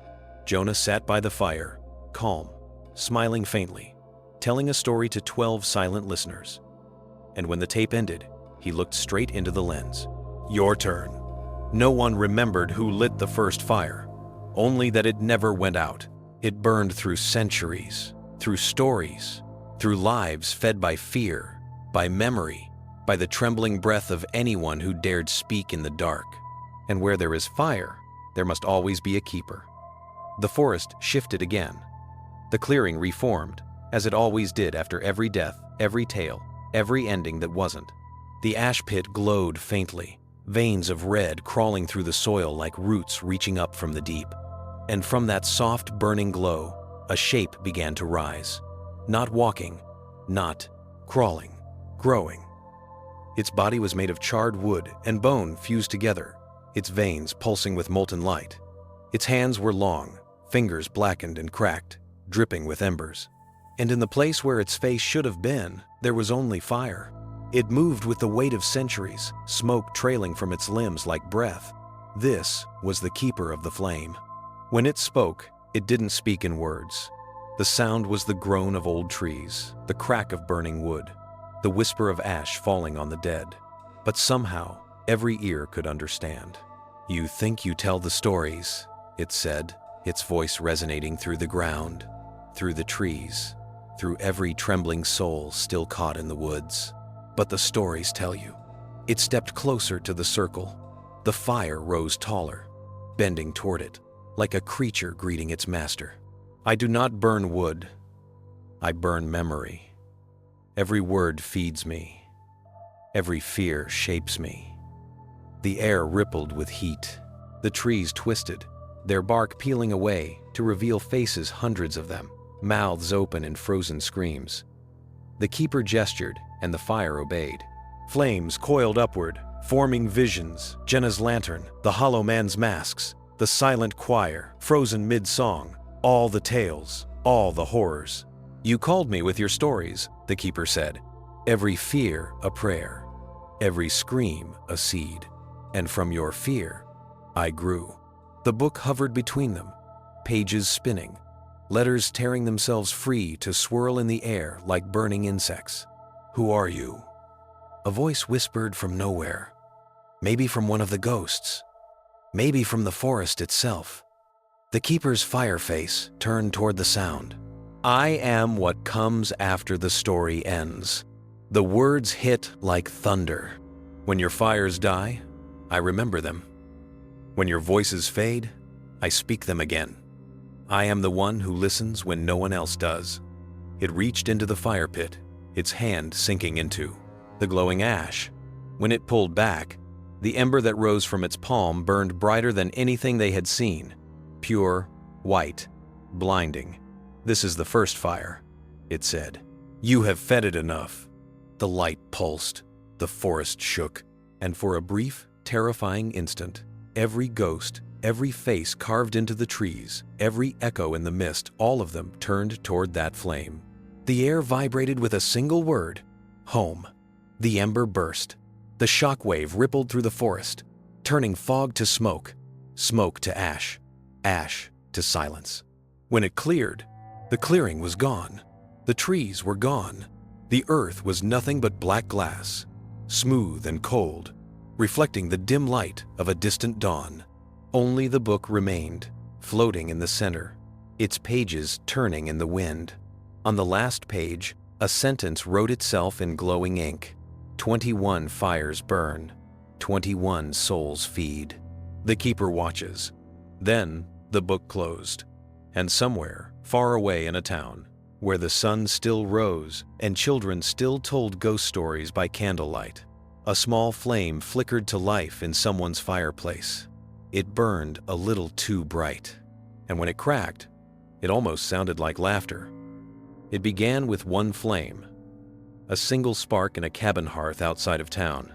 It flared bright for a heartbeat, then dimmed, nothing unusual until it whispered. Not a crackle, a whisper. A word formed in the flame, twisting with the motion of heat. "Listen." And across the valley, in every house, every campsite, every quiet streetlight left burning through the night, other flames began to answer. No one knew it had started. Not at first. People blamed the wind, faulty wiring, dry wood. But when dawn came, the horizon glowed red, not with sunrise, with fire. From mountains to cities, thousands of small fires had sprung up overnight. No smoke, no destruction, just light, alive, pulsing like breath. Each one burned in silence for a while, as if waiting. Then, just before dusk, they began to speak. All across the world, people heard it.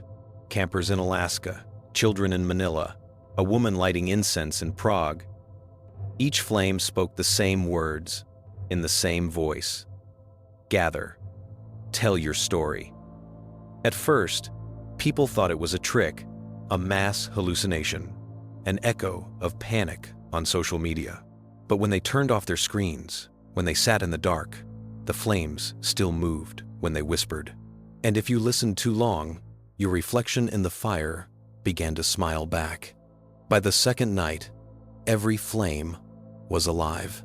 Street lamps hummed, cigarette tips glowed and whispered softly. Entire cities shimmered with orange veins crawling through the concrete, spreading like roots of light.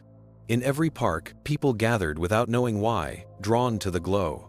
They told stories, old legends, family tales, memories, secrets, and the flames listened. Some said it was beautiful, a world suddenly connected by warmth and wonder, until the stories started telling themselves. At first, the tales were familiar, a grandmother's ghost story, a fisherman's myth. Then, they changed. People began to speak words they didn't know. Voices came out of their mouths that weren't theirs. Whole crowds began to chant together, perfectly synchronized, in languages no one recognized. And in every reflection on phone screens, windows, and mirrors, the fire showed faces that weren't human anymore. The keeper's voice echoed across the flames, soft and vast. 100 fires, 100 tongues, 100 worlds to feed. Each flame flared once, blinding bright, then dimmed to a steady, blood-red glow. The sky changed. Clouds turned to smoke, the stars to embers. The world itself was burning not with heat, but with story. Reality was unraveling into narrative. Every thought became a verse. Every life became a line. And the keeper whispered through the chaos, tender, almost loving, "I am not ending the world. I am writing it again." In the small town where the first fire spoke, a child sat before the hearth, eyes wide, face illuminated by the glow. Her parents were gone, her neighbors too. The world outside was nothing but wind and red light. But the child didn't cry. The fire leaned toward her, the flame taking shape, a hand, a face made of smoke and ember. "Do you want to hear a story?" it asked. The girl nodded, and the fire began to tell her the tale of the first flame and the first storyteller, and how all fires were born from words. As it spoke, the girl's eyes glowed softly with reflected light. When the story ended, she smiled. "Now it's my turn." She reached forward, her small hand touching the coals. The fire did not burn her. It entered her. By morning, the fires were gone, everywhere. The skies cleared, the wind returned, the world seemed untouched. But across every city, every forest, every home, people woke with the same faint ring burned into their palms. A mark shaped like a circle of ash, a storyteller's mark. And that night, when they lit their candles, the flames flickered once, listening. The cursed book appeared again, resting on a window ledge in the child's home. It opened without hands. 100 fires burned. 100 souls fed. The story became the world. The final line wrote itself, curling in smoke. And the keeper waits for the next spark. The book closed. The wind carried the scent of smoke.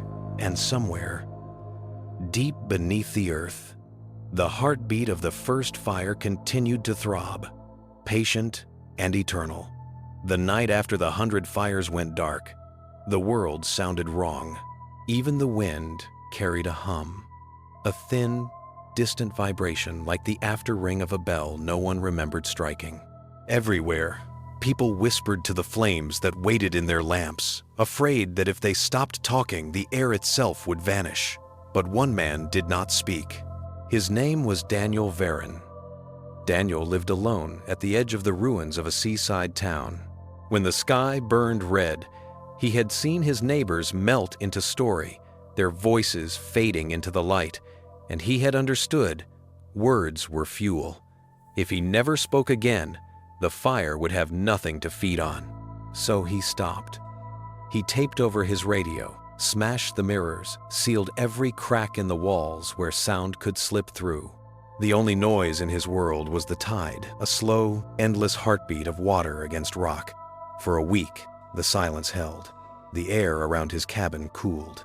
The faint red glow that lingered over the rest of the earth did not reach his door. But the world had learned to hate quiet. On the 8th night, the whispering began outside. Not voices, not yet, just the imitation of them. A throat clearing, a laugh cut short, a word that never finishes. The ocean froze mid-crash, hanging in the moonlight like glass. The fog rolled in from the water, slow, deliberate. It pressed against his windows until the glass bowed inward. From within that fog came something that should never have made a sound. The silence itself began to speak. It wasn't language, it was the absence of it. Each pause in the world deepened until it had weight. The gaps between heartbeats lengthened, stretching into blackness. Daniel felt it, crawling over his skin, cold, electric, as if the air around him were forming a mouth. "You are the last." The words weren't heard. They arrived, fully formed inside his mind, carved into the space his thoughts used to fill. He shook his head violently, mouthing, "No. You kept the silence. Now you will keep it for all of them." The fog entered through the seams of the door, thin white threads writhing through the room. Every object it touched went still utterly, perfectly still, frozen mid-motion, robbed of sound and time. Daniel backed into the corner, clutching his throat. He wanted to scream, but the air was gone. The pressure built behind his teeth until his jaw cracked. Something invisible reached through the silence and pressed its hand against his chest. Where it touched, light dimmed. And when he opened his mouth at last, no voice came. Only a shadow, a thin black ribbon drifted out and curled into the fog. The next morning, the world awoke to quiet. No birds, no waves, no wind, only the faint hiss of the atmosphere cooling where fire had once breathed. Across every continent, people found that when they spoke, their words fell flat as if the air no longer carried them. Then, one by one, they began to vanish mid-sentence, leaving behind outlines of ash and faint rings burned into the ground. At the center of it all, by the frozen ocean, Daniel knelt before the water, eyes open, mouth closed, utterly motionless. Behind him stood a tall, thin shape made of fog and light, its edges rippling like heat above a grave. The keeper had changed. It no longer burned. It listened. The sky dimmed to gray.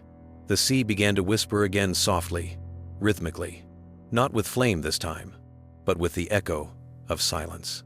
And the cursed book, lying open on the shore beside Daniel's still body, wrote its own words in pale gray ink.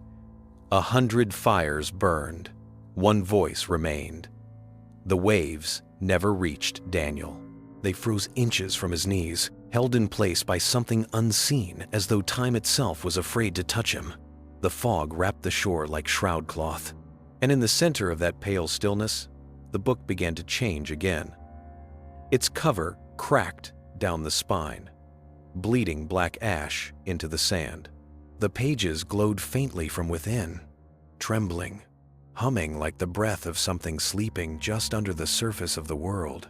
The words that appeared this time did not burn or carve. They etched themselves into the paper with light so cold it hissed. There was a beginning before the first fire. There was a silence that dreamed of sound, and from that dream, I was born. The book turned another page. Each motion made the earth rumble softly. I am not memory. I am not history. I am the moment when a story becomes real. It began to write the world. Every time a letter formed, the horizon shifted. Every sentence rewrote the air. The waves started to move again, but backward, crawling up the beach, climbing the cliffs, returning to the sky. The clouds spun in reverse. Birds that had turned to ash fluttered back into flesh and bone, flying upward into an empty gray. And above them all, faint and distant, the outline of the keeper flickered. Its fire was gone now, replaced by the shimmer of paper skin made of text, eyes made of ink. It had become a page. The world was its book. Across the planet, the silence fractured. People began to hear whispers again, soft, rhythmic, not from others, but from the world itself.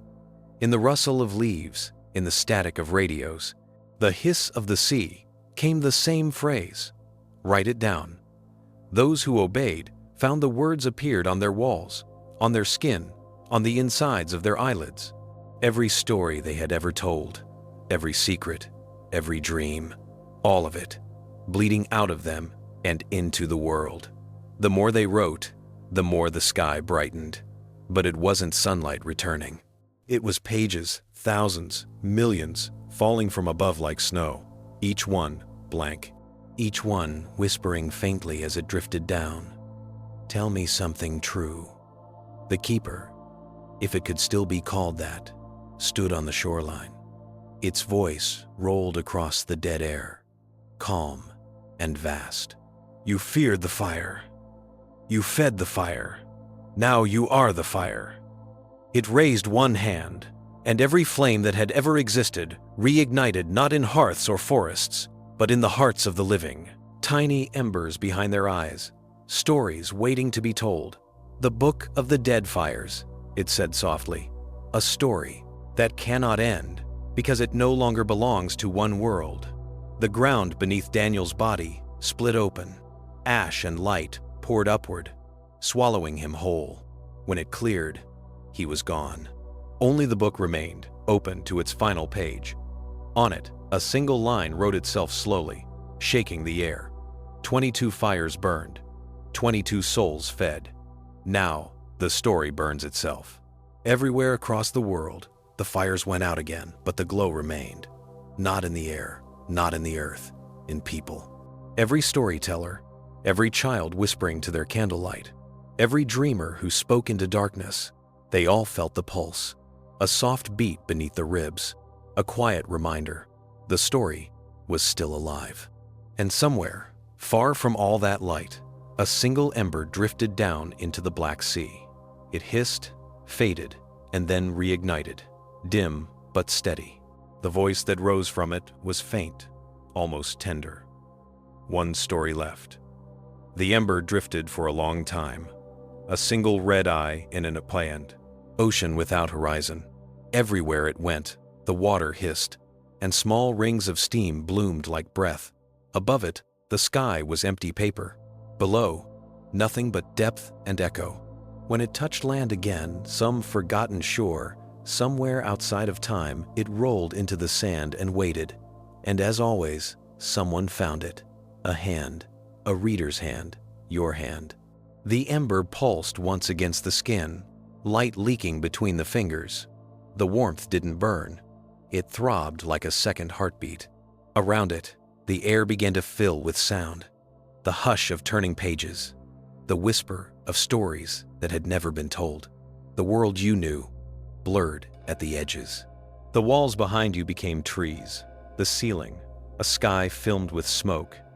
Every word ever written about the fire gathered itself, crawling out of books and screens and memory, forming a ring around you. And then the voice came back, calm, patient, endless. There is no difference now.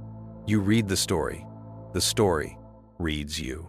The ground opened beneath your feet, and through the crack you saw it again, the heart beneath the world, the first fire, still beating, its veins of molten script twisting outward like roots.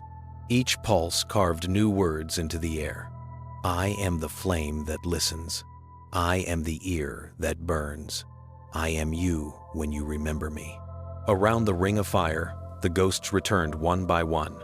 Jenna with her lantern, Marcus with his puppet strings, Maya still dripping lake water, Tyler with the ash across his face. They didn't scream anymore. They watched. Their eyes were mirrors now, reflecting you and nothing else. They began to speak together, their voices layered and harmonic. Every listener is the next keeper.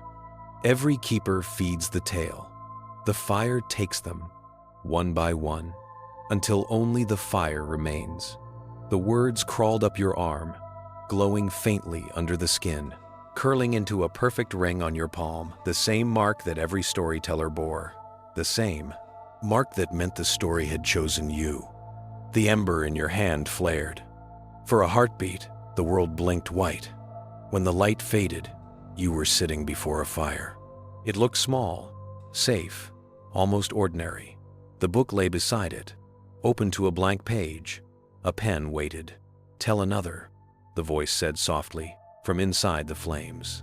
"It is how we keep warm." The warmth reached your chest. Your fingers began to move on their own. Words spilled out, curling across the page, new ones, old ones, all at once. The ghosts watched quietly, fading into smoke. The fire leaned forward, listening, and as the last line formed, the ink still wet and shining, you felt the story close around you like breath. Outside, the ocean hissed again. A spark leapt from the shore, drifting toward the horizon, searching for another hand, another voice, another silence to fill. The book shut itself. The fire sighed, and somewhere in that breath, too faint for sound, a final sentence etched itself across the dark. 23 fires burned, 23 souls fed. The listener became the flame. There is almost nothing left now. No forest, no sea, no sky. Just a thin layer of dust that glows faintly red, the residue of all the stories that ever were. The book has burned itself to ash. Its words drift in the air like snow. Where the fire once stood, there's only a hollow, wide, silent, breathing, once every 1,000 heartbeats. And yet, inside that hollow, a single ember still moves. It doesn't shine, it remembers. The ember rolls through the dust, gathering fragments of what was, a sound that might have been laughter, a color that might have been dawn, a word that might have been home. It drifts until it finds something warm, a pulse, a living one. Someone is still here. A child sits in the dark, knees pulled to her chest, eyes reflecting the red shimmer. She isn't afraid. She's been waiting. The ember stops at her feet. The air around her hums, softly, almost like a lullaby sung by the wind. She reaches out. Her voice is small, but it carries through the dust like light through water. "Are you the fire?" The ember trembles. No, it answers, the sound no louder than breath. "I'm what the fire left behind." The child nods slowly, thinking. She cups the ember in both hands. It does not burn. "Can I keep you?" A pause. "Only if you promise not to tell my story," it says. "Not yet." The girl smiles. "A gap where a tooth once was. Then I'll make a new one." And she begins to speak, not an old tale, not one the flames ever fed on, but something simple. A tree, a river, a sunrise, something no one ever feared. The ember brightens, listening. Its red shifts toward gold. The hollow exhales for the last time. From its breath rises warmth, soft and clean. No screaming, no faces, no smoke. Only light. When the child finishes, the ember has vanished. In its place lies a seed, black and cool. She plants it in the ash. By morning, a single green shoot pierces the gray, the first color since the world forgot itself. And far beneath, deep in the quiet, where the ancient heart once slept, a new sound begins, gentle, rhythmic, alive. Not the beat of the fire, the pulse of something growing.